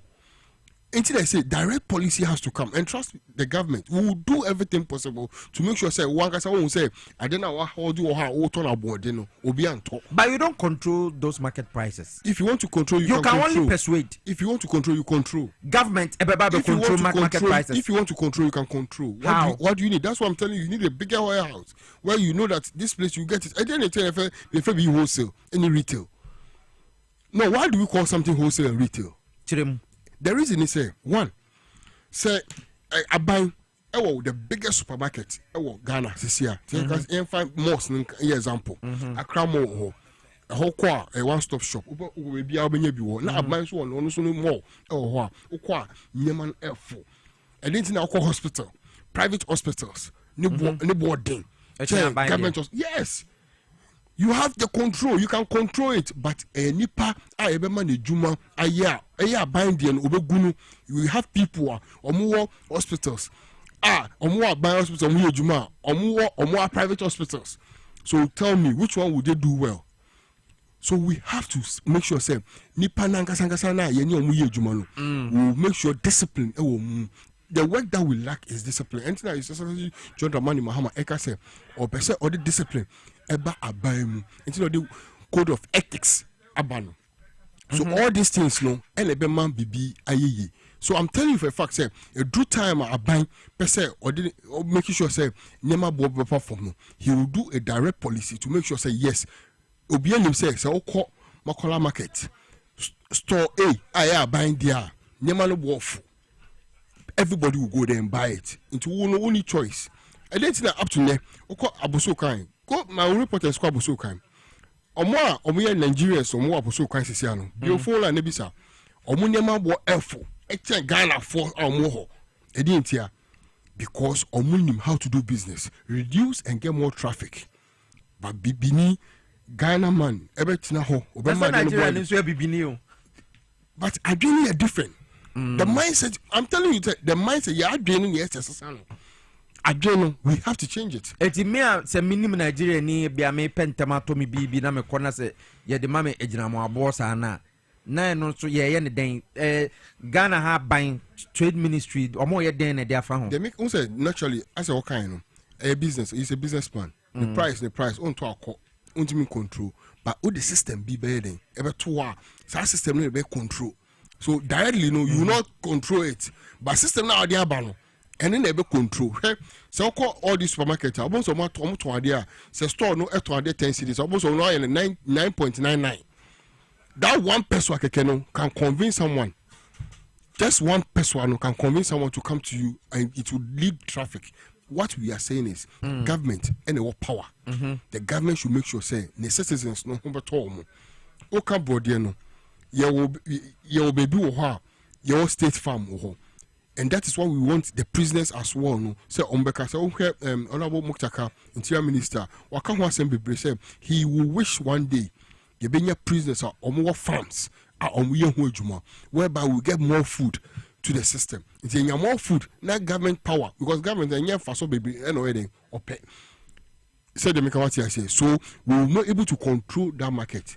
As I now, I can tell you, I do market analysis. I go to market. So I know very well the shops and the places that when you enter, you get the things cheaper. And I know some shops that when you go, they will still tell you that it is still the same price. What they have got new stocks, but they still sell it at the same price. And when you say, hey, Oko Porter, and then Obi Oyi Niema of 500,000 Ghana cedis. And then Oyi Sa Niema no 320,000 Ghana cedis. Almost 170,000 Ghana cedis assaulted just because of dollar rate above from KK. Such a person, you trying to tell me, say, you still have to sell that product the same price? No. It has to reduce. Because at the end of the day, Ghanaians must benefit. As a Ghana for some fast. As I now, I buy this or be possible say, even second option. That is it. If we don't have second option, any day, and only the implementation of policies, a better targeting you by forcing you to reduce it. Maybe Piesie say auto insure 10 cedis. Now the same insure, the same quality. I buy it on 7 cedis. Exactly. It's 2% government in momentum into business. Exactly. if government doesn't enter STC, let's take STC for instance. I'm not for call STC. If going to Tamale, STC, 400 cedis. Private company on call 400 cedis, call 500 cedis. It is about more STCs, ever crum, more transport, ever crum. Then automatically, the private sector will reduce their price because ultimately to here to Tamale the same bus, you turn back now the same thing. Oh, just 600 cedis. Now buying the 400. I hear a traffic paper. But unfortunately, I'm buying STC, I'm buying. And I make us say management, human institutions, and discipline. And the private sector, no difference behind the exactly discipline. Any here, obi fan say I buy juma or per time or per en oba or mergement. Every day, because one of the buying stations. I'm a parallels yatina studio. I'm about to catch air conditioning juma. My 50 all the way to the studio. My ready. I can't say about on set. I buy a juma or catch air conditioning to on call. You that you are here, air conditioning juma, will you work or not? You work. So the discipline, we have to be disciplined. That is all. The government have to instill discipline in us as citizens. You believe, sir, as I say. Aban aswe to say Metro Mass Transit, you Ayalolo, sure, which is BRT, right? Yeah. And you STC, sure. It's no MMT born there na or form kakras compared to but STC and said it's all free say Aban in your ding. Aban no money new kohun. More yet den as communicators, more na more better na TV so it's na radio so I'm for shamu krum na ma ban and I'm buying it's more so more cardian na champion for. Oh yeah, any pay for can I know for sure say yeah transport minister or no kasa kan a idea ye pese ye deba and I'm telling you for in the next 4 years it will come. But they make can say ebe bow. Aban policy beba. Aban the vision ebe ba. E ka mene wo as citizen to hold it tight and say I buy juma a menu juma a taxpayers money. We have to do everything possible to make sure say I find into my Okrah. I buy then yes so ye the heart of Ghana is Ghana property. The moment I want say a Ghana property, no, you have to hold it high to make sure say if I say paying for you don't want to buy a juma no more. A pepano idea down with say we want to make money, but not we want to make it great. And this is a time and I will always say with that Oman John Dramani Mahama I say the code of ethics or the Bible is solid. It is the foundation and more say or say a resetting Ghana. The resetting agenda no, it was good because that code of ethics no. And then I'm saying MMDC now, audio ban 1 more percentage of how your common fund bar over implementing and common fund bar the way obedi no whatever and what catch yourself based on this no and so obey re-elected and obey change and it tells you say yes we are buying or focus say obey make sure say Ghana afan to mapa Okrah. We all have to join. Sorry, because we are all Ghanaians and we have to make sure say Ghana no. That is what we have to protect because we don't have anything that made in Ghana and Ghana own property is the thing that I say discipline is the basic thing.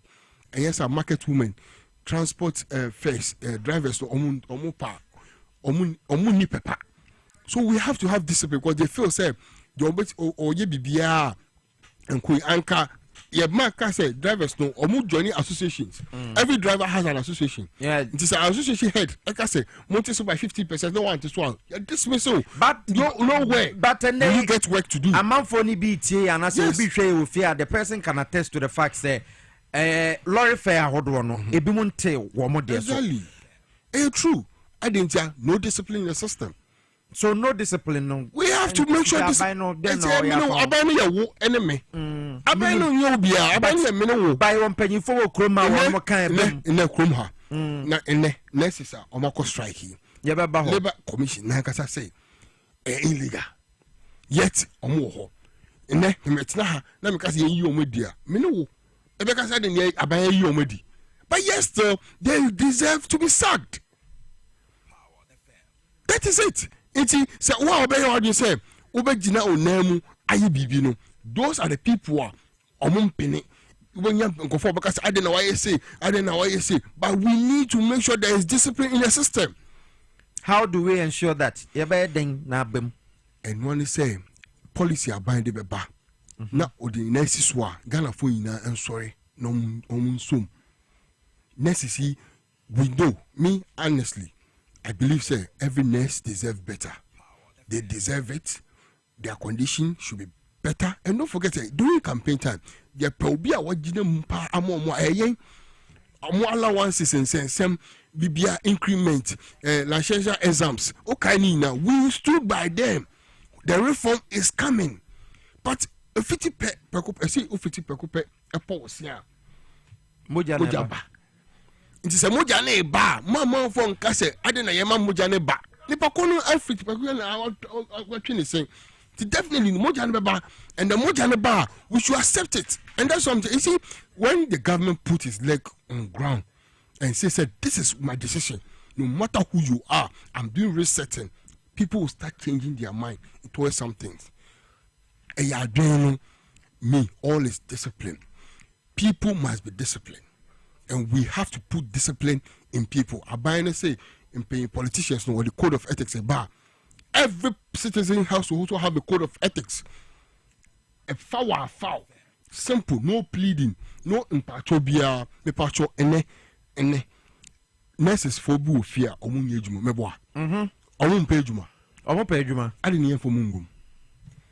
Nti aban no se me pese me ba nurse for asem no so later no pay edika di hu komba endo am ni GPRTU for kasa sure deputy PRO no say mo se as I levy no cry me esla but I'm out for friend D levy ebisi dum so levy me ba nya botre ma me nya botre ya betra ha de Ghana for the suma ye ne ya ba betra be kan te ya na mo nya botre I'm out for say D levy no ade a aban no de abantem dodo na nke ne ho kwan obi a wate petrol so aye ma fans sa say the one city bi akosho aban no so say yamfa ma energy sector no egu GPRTU for say aban no enu o man kasa nto mo so tie atwa sure pe me to say but you see you say you wodi here any wodi fata aban what making sure say Ghana for hail him.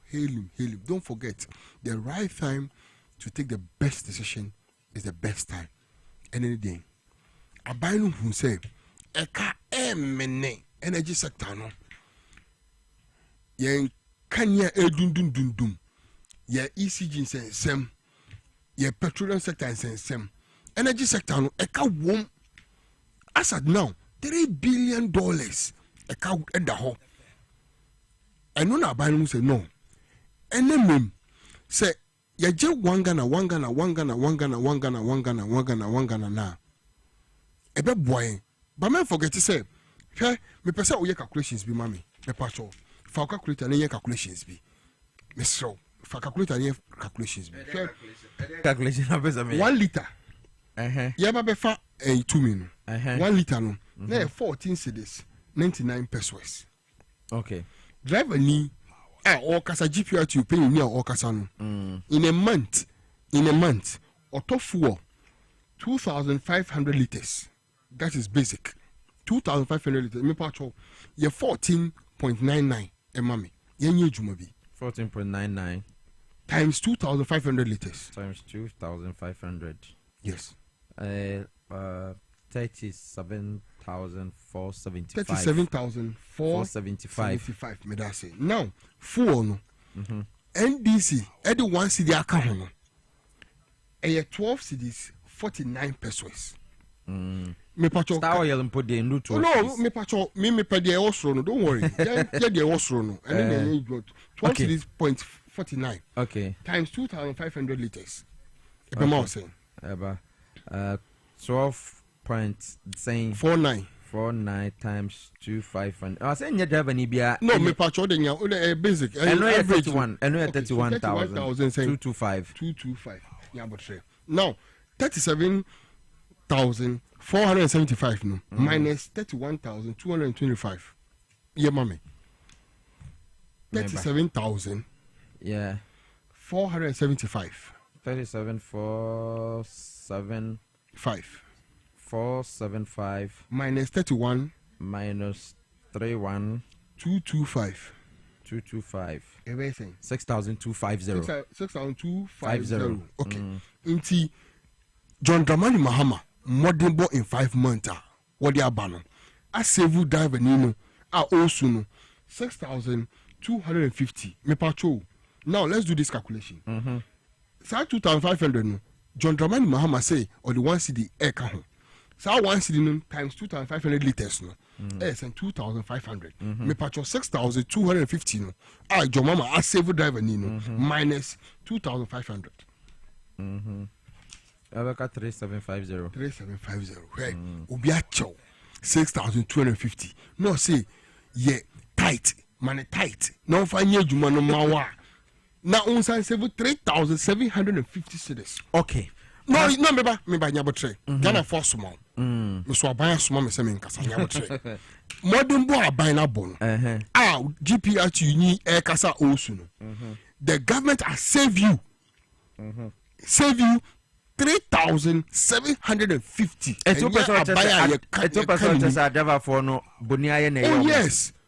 Oh yes, and can for no every 40 cities 99 and I call 50 cities 99. I don't know what some can. Now be a word on John Dramani Mahama. Shenim on 5 solid months intervention upon intervention upon intervention. Our year 5 months he has not slept. Me know we are dying home Friday Saturday home on that. This is a government who is working 24/7, showing us how to manage Ghana. He is not only a magician, but he has done every single thing possible to make sure that many were bravo yesterday. And now for also anymore, as he can say, 8 years of our life. Yeah, you money yes, and you'll be more money or some patron for me to so. For charges come. Patron. When was the last time you heard that thing? Yeah, but Papa is essentially John Dramani Mahama. He live your if you hold. No. Obia catch yourself for charges come order. That is what a government is all about. Making sure say in call for abrabo ebeba form. Expenses now more in ebeba form. That is what we need to empower your people. What this I can asha umboto mum. Fu also a okobunu. Was at 3,750 asha unsa. Now oh man 2,500. 2,500 only the other year. And yes all the question baby oh. Cause I'm using that money to fix the energy. To make sure say we drive any now or complaining no. We like ever see so. Sure. And come out for you see he is a smart politician. He is a smart leader. And one first living in one city and to four now yate so no so. And over to electricity mu any water mu because no na problem no war. Enti no light no esiso a enye adwuma no. Na ya sa ba na light bulb 300 cedis na 400 ebe ode. He is doing smartest way, the smartest ever. I dream pa. Obia or dream and a very sad way. Ghanaians have to understand. So yanuma omu tutu and we gum. Oh, only conform person Ghana be. Your brain, any more. One man person Ghana be. So more MPP from person Ghana be. Oh, Osuni abo. And it's a oba bruni kasamuan in an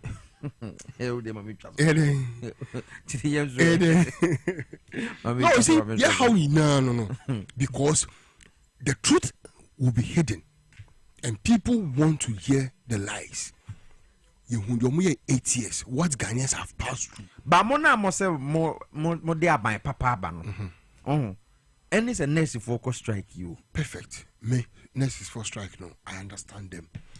We need better conditions. Police force will have better conditions. Military force will have better conditions. Me know as Ghanaians, you need better conditions. No one is above anyone. Me say perfectly. They need a better conditions, which I understand. But trust me, bro, is it the right time? Many nurses for I interview. But Bishop is almost say about where you're listening government. And because someone is over tea. But some minister in your Makasa or Muchem say what committee a wono mo beye asem no mu nhwehwe mu say okay these were the conditions that model to homa the previous government ya ba but but yen so ye hwe ne yen so ye betumi aye de afa ho eno man tia say wono mo strike. Yes, we believe say omo conditions of omo working conditions no e ho sensem say koyie e de mo me gitum say time no dey strike in the emwa sure. But bro, a dog cannot lead a lion. The leader, our tia for my chinchina no. What's your political uniform? What's your political uniform? Only obi eda sorry, a drink. Now only obi come match. Now referee no. I referee no. The Okakodi match no. The night before the match, Neone no drink home. A opponent, how will you do? You see a political t-shirt and wash it. On what midwife, nurses and uniform to launch a political uniform. You won't say a political uniform washing. I said Ghana ha nya bonese obi be politics. And as enya bonese obi e be kwakwa politician. Eti osini kunu na politician. By no interest. Maka bibi wa ha. And as I say a political atade. Exactly, exactly. And it was saying kuno and a politician on the politician. Okay. Obi mechanic. Kronfo. Ye chin mechanic na ka ho. Obi mechanic. Na kronfo no, the mechanic. I say I thought you ask not here. The mechanic. Ye chin ka ho. I feel innocent. But a jailing over how many years? Yes. Over 20 years. See, and to pass what you're saying. And then they say, in conform, nurses for more children. I say, we are not happy. What I say? I didn't say the history is what? Just last year, and I'm going to sign an agreement with Abanda Dano. Abanda Dano up to December. Why now, one strike? New government are back. On your training allowances or dream or what come was him. Or young Juma, or say, whoa, maintain that. Me no want to ask Okrah, me go strike. Abba, let us think about Ghanaians a little bit. Are you trying to say that they are not thinking about Ghanaians? Oh, yes. The leadership is not being fair. I don't want to do politics with it. But the leadership is not being fair. Not to strike, no to cry. What do you mean? What me say? The discipline I can watch them no home. See, I can see a tam hammer. It's essentially John Dramani Mahama. I buy I mean the dinner bar this time around. Me, if I am the president of Ghana, I John Mama or nipa. Honestly, your nurses will move out. Say on benye adwuma condition ya okay ya amafo say o mpenu your nurses bi o ho pesa conditions we o me umiti one of the interview they say omo first omo nya omo colleagues bi akwa abochi na nema omo nye no honum no na omo atena Ghana masa omo ina enye omo penu mo titena Ghana when they get opportunity they all apply. Let us start bringing the people out, making sure say they get whatever they need. Yeah, me I feel with them. Say yes, we hear better conditions. Now, better conditions are you talk, you jaw, you relax. Abaya when you abaya on your listening government, abaya or tie, abaya why already say or better life. Or exams are out trump, abaya de in she papa abaya ebow. Your allowances abaya chiamau. I didn't be about when ye. Now say out is you better free her your friend say radiography then they are moving now a list of it abinding come on more at teaching hospital now near make some dialysis center in Shisha abinding but Mama Kes there and I make can say yes smartness as a moye na money net say how many months no aba now buying a mission of John it's essentially John Mahama now because all is up to now. Controller and accountant omun twa ne kai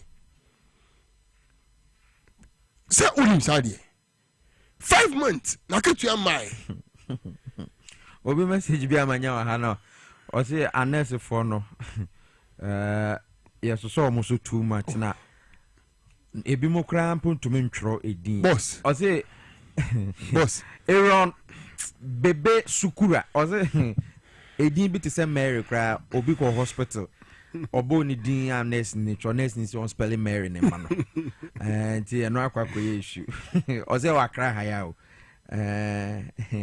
Kofi Simon so say a military regime na nka ye wa nka sa ne ma we nyina ensi nti am say ono de ope military regime no Desmond agree o message no e wa papa et say false cap o say Nana Akufo-Addo accuse President Mahama say o corrupt enu to no the OSP bae kenu for ya tasem no e be wure mo na ende akwa kwesi okay Martha Dugbenya will say it will be better the government bring back the Ghana Food Distribution Corporation and this will compare market women to do the right thing. It's any manner ye kase okojuma unsa dan hu se ne bo na ba form to say ye hwehwe no say aban no ebetuma ye bibi dia found.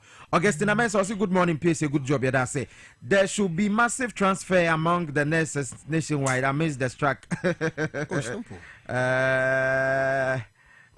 Charles Apia was adding to the Mabisa question ben. Ghana for a bill more demo messages, but no being so send me WhatsApp messages and SMS. I hold on to Ayana Maridi before okay. Accra citizen no see we really need discipline in this country. Businessmen and transport operators are behaving too autonomously. Okay, we need reforms and reforms my baba. Yeah, yes, I buy bit me at their bar. It's next for strike say Siano. Mene Professor Dr. Grace Ayensu Dankwa MP for Sekado Ketan etwetwe nkomo CA okoya na ntibia na obaye no wo se wo mo patch wo na say wo de opese wo ne nurse for na say opese wo twe mo abo so you see me buy me the first time me kind and he say yet your say we understand them but trust me omo ejuma omo ye no enye strike ejuma me bisa wo question bi police for okaso mo conditions and menu condition baby are police for Eda ayema soldier for baby omoda aye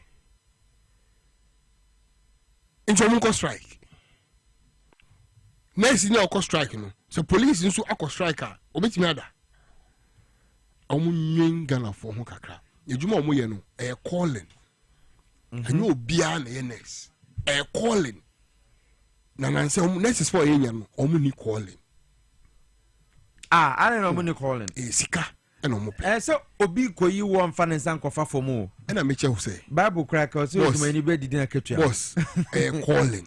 And so me didn't so. Oh, did you say I can say omo bre. Anything I can say me choma say. What I say? But oh yeah dear no dream. Ghana ni na taxpayer na ye di twa oka no yo yare da ho no the tax and di twa oka going forward do free said then aban dem me I know is Excellency John Dramani Mahama is a listening governor, is a president that utie, and I know say by now what shiny minister say everything possible do it and make sure say nyema omo pen omo saka.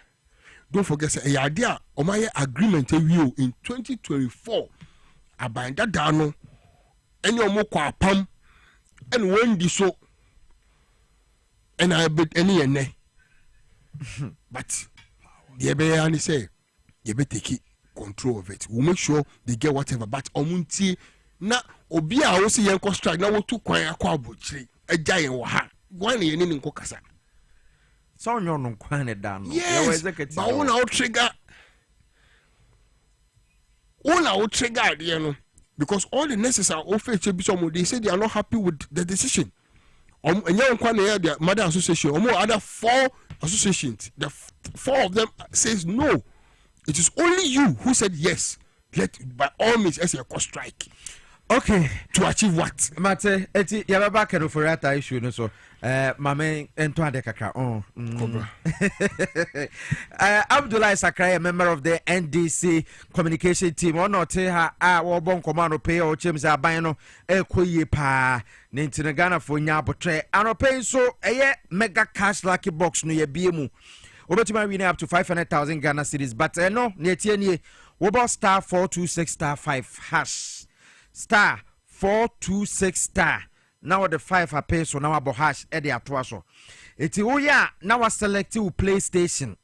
nti wo dial a ɛno no na wa select wo PlayStation no wo select PlayStation na lucky boxes na ɛwɔ hɔ ne yɛnsia na wa choose baako eti ne oba choose bia no ticket na yɛ 5 Ghana cedis ɛno no choose ya sɛ wudi wɔ hɔ a munum hɔ a mumu ne bɛba fon no so eti ɛno no auto ticket na bo sɛ ɛbɛba omomo prompt na bɛba sɛ bɔ omomo pin no ba mensuru bɔ omomo pin no ɛbɛtew sika obe receive game result no any payment instantly nti mega catch lucky box ne de ade mo de yentwa bi sesi ya no pay ya yentwa ne fast star 426 star 5 hash utwa na wachusu undi 18 years anka ho yo enele Caritas platform no so pefe hola herbal savior anase hola savior herbal clinic esemen culture say wona se na tatae no unim yare kretete wo bra ye behwe wo wonofo no ase na se udware a wodon saka wonofo ase dwowa bi aba bedem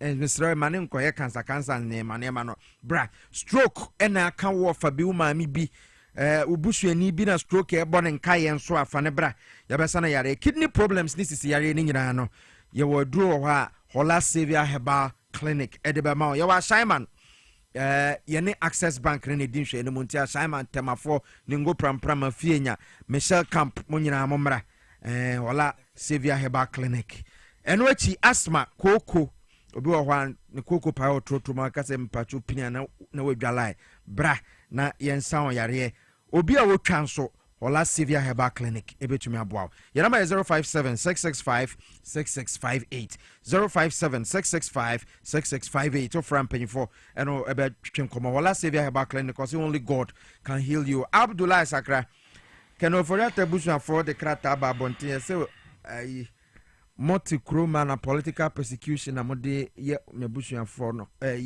wo mabusuan ni kan ofori ata o se kwan am fa so jojo no enye kra political persecution na se bebe o gina no so hunu bibi foforo da ne ye how you know we are seen na African ofori ata 8 years na ye kabubra ye boy na African ofori ata ene nurses for conditions na ankoso na African ofori ata because finance minister NS akoye sedwuma we na since May last year 1 year tama old nyama bebrebe na chisike bebrebe a ye dia fofofofo no ina no mo he o promises say ye fa 1 Ghana cedis of Ghana taxpayer money enkohye cathedral no a okotu asika tete ma cathedral no na omo he $58 million no mo he no you see hwe MPP ohun nemo mudi ye ex administration NDC administration no uti krom ha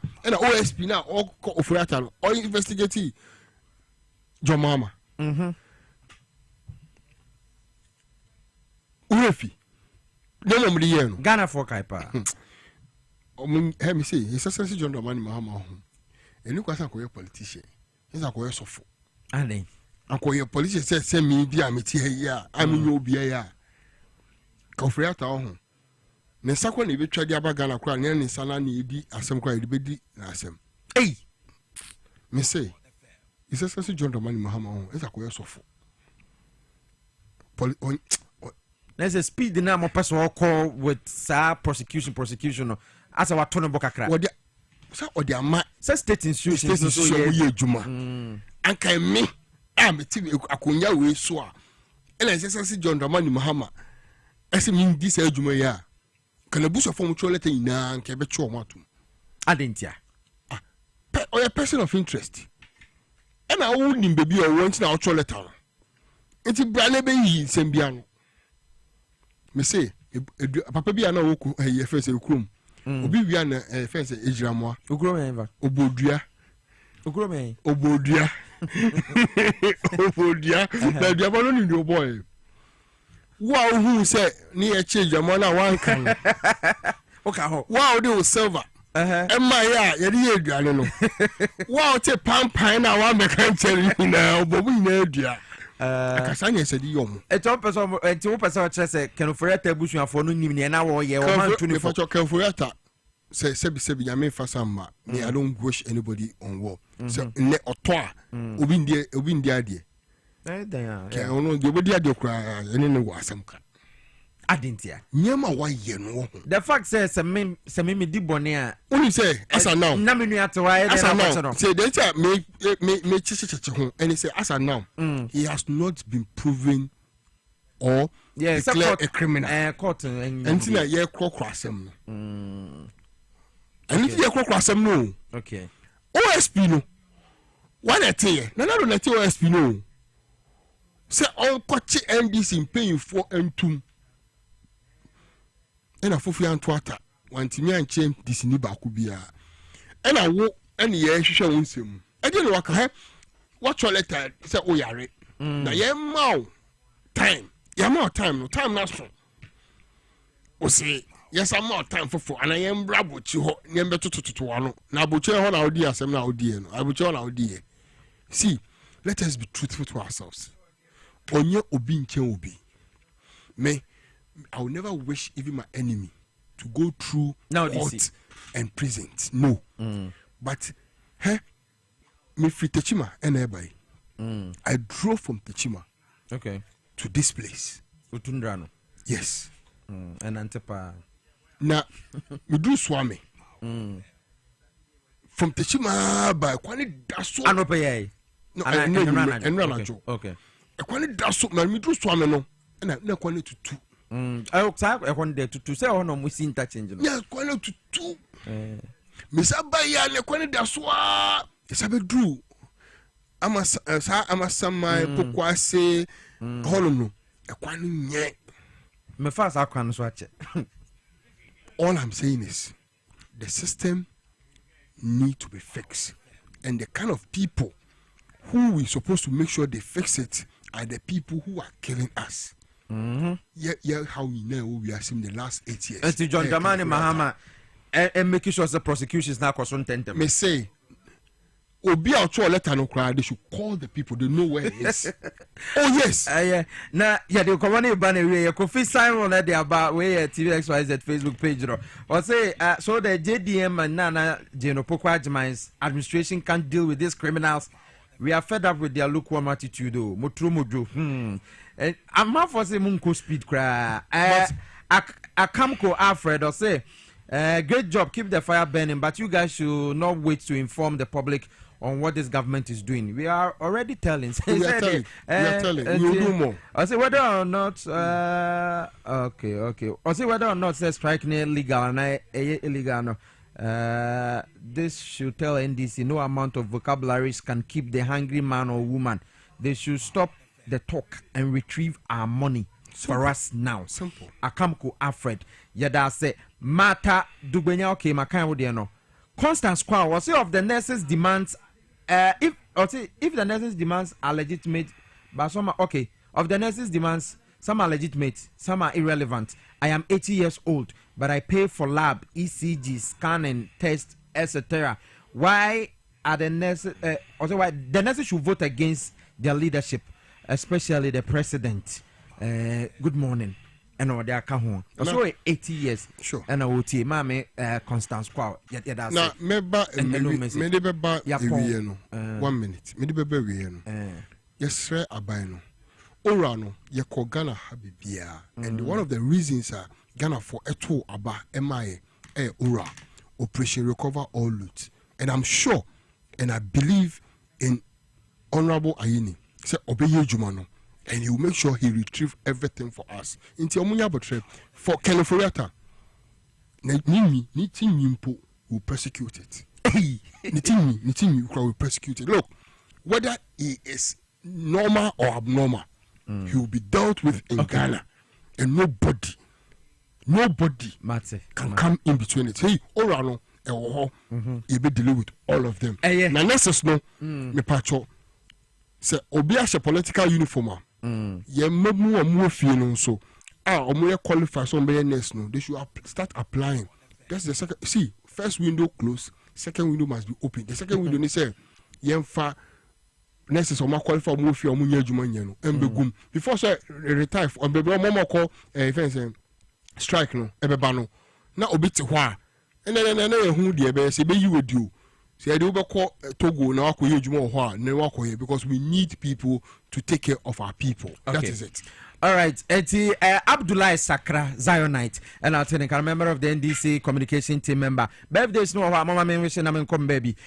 Charles Apia will say, okay, my kind of message, you know.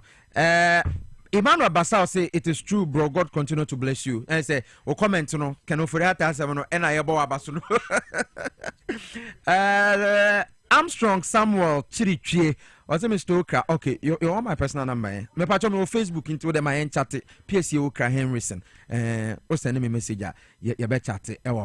Accra citizen. I'll say exactly my question to imagine a section of our security services servicemen decide to go on strike. How safe will that nurse and midwife be in his or her home? Okay. Yada some more messages nearby Nyankopon Shramo. China Basanshia na yede Jumadi no foforo ede aba. Happy birthday Nkoma Menua Alexander Kweku Asafo J. Registrar Edema Scholarship Ghana Scholarship Secretariat. Menua Kweku Alexander Kweku Asafo J. Okay. Why? Okay. Minister of Health, Kasa. My emphasis here, Yanko. The conditions of service under reference are not captured in the 2025 budget and will completely throw the economy off gear if implemented immediately in the manner it currently exists. We are mindful of the serious economic consequences of unbudgeted expenditure and want to avoid the economic slippages that led to the hardship in the recent past. Government commits to continue to engage with the nurses in order to achieve a mutually acceptable outcome in the interest of the public. While working around the clock to resolve the impasse, the Ministry of Health has taken the following steps to mitigate the suffering of Ghanaian patients unduly affected by the strike. The ministry will in the next few minutes publish a comprehensive list of facilities to complement facilities where nursing services are lacking and where patients can seek health care. Given the urgency of the situation and suffering of the patients, government appeals to public-spirited retired nurses and midwives to volunteer their services for a brief period pending the resolution of the impasse. We further express our deep appreciation to practicing nurses who have opted to remain at post to help suffering patients and urge others to show similar fellow feeling and assist our ailing compatriots even as efforts are made to address their concerns. In conclusion, government reiterates its commitment to dialogue with the GRMA with a view to resolving this impasse for full nursing services to be restored. Thank you for the opportunity. Thank you very much, Honorable Minister. You may have heard him speak about the implications for the national budget in the event that the conditions of service as they exist are implemented immediately. To shed further light on that, I would invite to the microphone the Honorable Thomas Ampim, who is Deputy Minister for Finance. Thank you very much. Good morning. We've all heard the Minister for Health, and from the Ministry of Finance, we want to show our commitment to help in resolving this important issue, because our nurses are very, very critical to healthcare delivery, and we appreciate what they do. But the reality is that we have over 120,000 nurses, and the implementation of the current condition of service that they are demanding will have serious consequences for the budget. In fact, if we fully implement it, we are going to add in excess of 2 billion cedis to the compensation budget. We have all committed that in our resolve to reset the economy of this country, we must maintain a 1.5% primary balance surplus every year in order to bring our debt levels to sustainable levels. And so it is important for us to manage expenditure. And so we want to appeal to our revered nurses, that we are willing to negotiate, to sit with them and the Ministry of Health to agree on a roadmap that will help us incorporate what can be accommodated in the budget for next year. And we believe that they have all seen the hard work we are all doing to manage the economy better. We want to appeal to them that they should let us sit down and discuss what can be accommodated so that we can all have a win-win situation for all of us. Thank you. Thank you very much, Honorable Deputy Minister. The floor is now open for any questions that may be agitating your mind on this particular issue. Please raise your hand. I will acknowledge you, and then you ask the question. Yes, Komla. The nurses say that they started the engagement way ahead of March, where the budget got kicked in, and then the assurance they had from the Ministry of Health was to the effect that their concerns or their conditions of service would be captured in there. They now say that it's out of bad faith that you have not captured it in the budget, and you are now referring to a possible implementation of 2026. Would the government then be willing to pay the arrears that they may be foreseeing? All right. Any other question, please? I just want to take all the questions so that they answer it. Okay. In composite. Yes. Okay. My name is Mark Sola. I work with Joy FM and Enjoy News. My question is, I'd want to find out, would you describe this as an ambush, or was it something that government anticipated? I'm asking because during the transition period, I know there were many discussions, and one of the important components of those discussions was in the health sector. Did government anticipate this? Would you describe it as an ambush? What would you describe it to be? And where do we go from here? Thank you.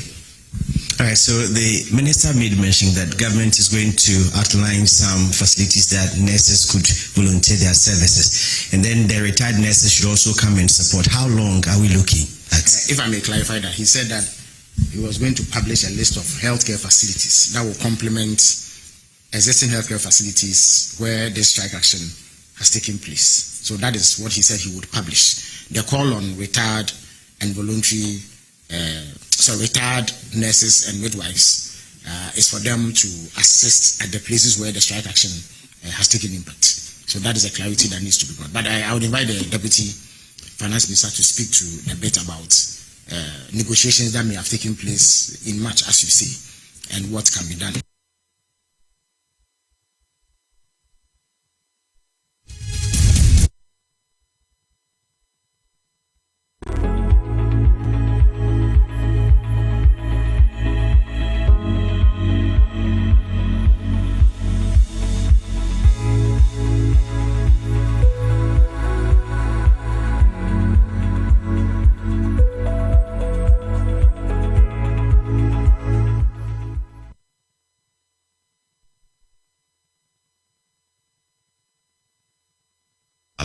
Everything and ensure that the economy is not thrown out of gear.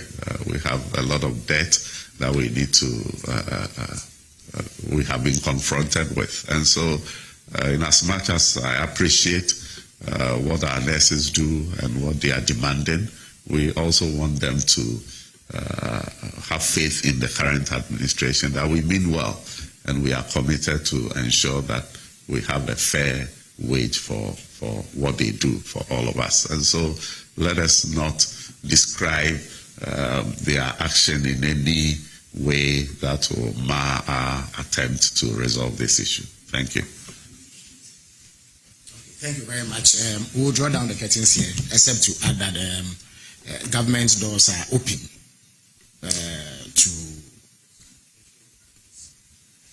those are matters that can be looked at once people sit around the table for discussions to be had. So the invitation to members of the Ghana Registered Nurses and Midwives Association still stands. And then, all right, so the Health Minister would want to make some concluding comments on the matter.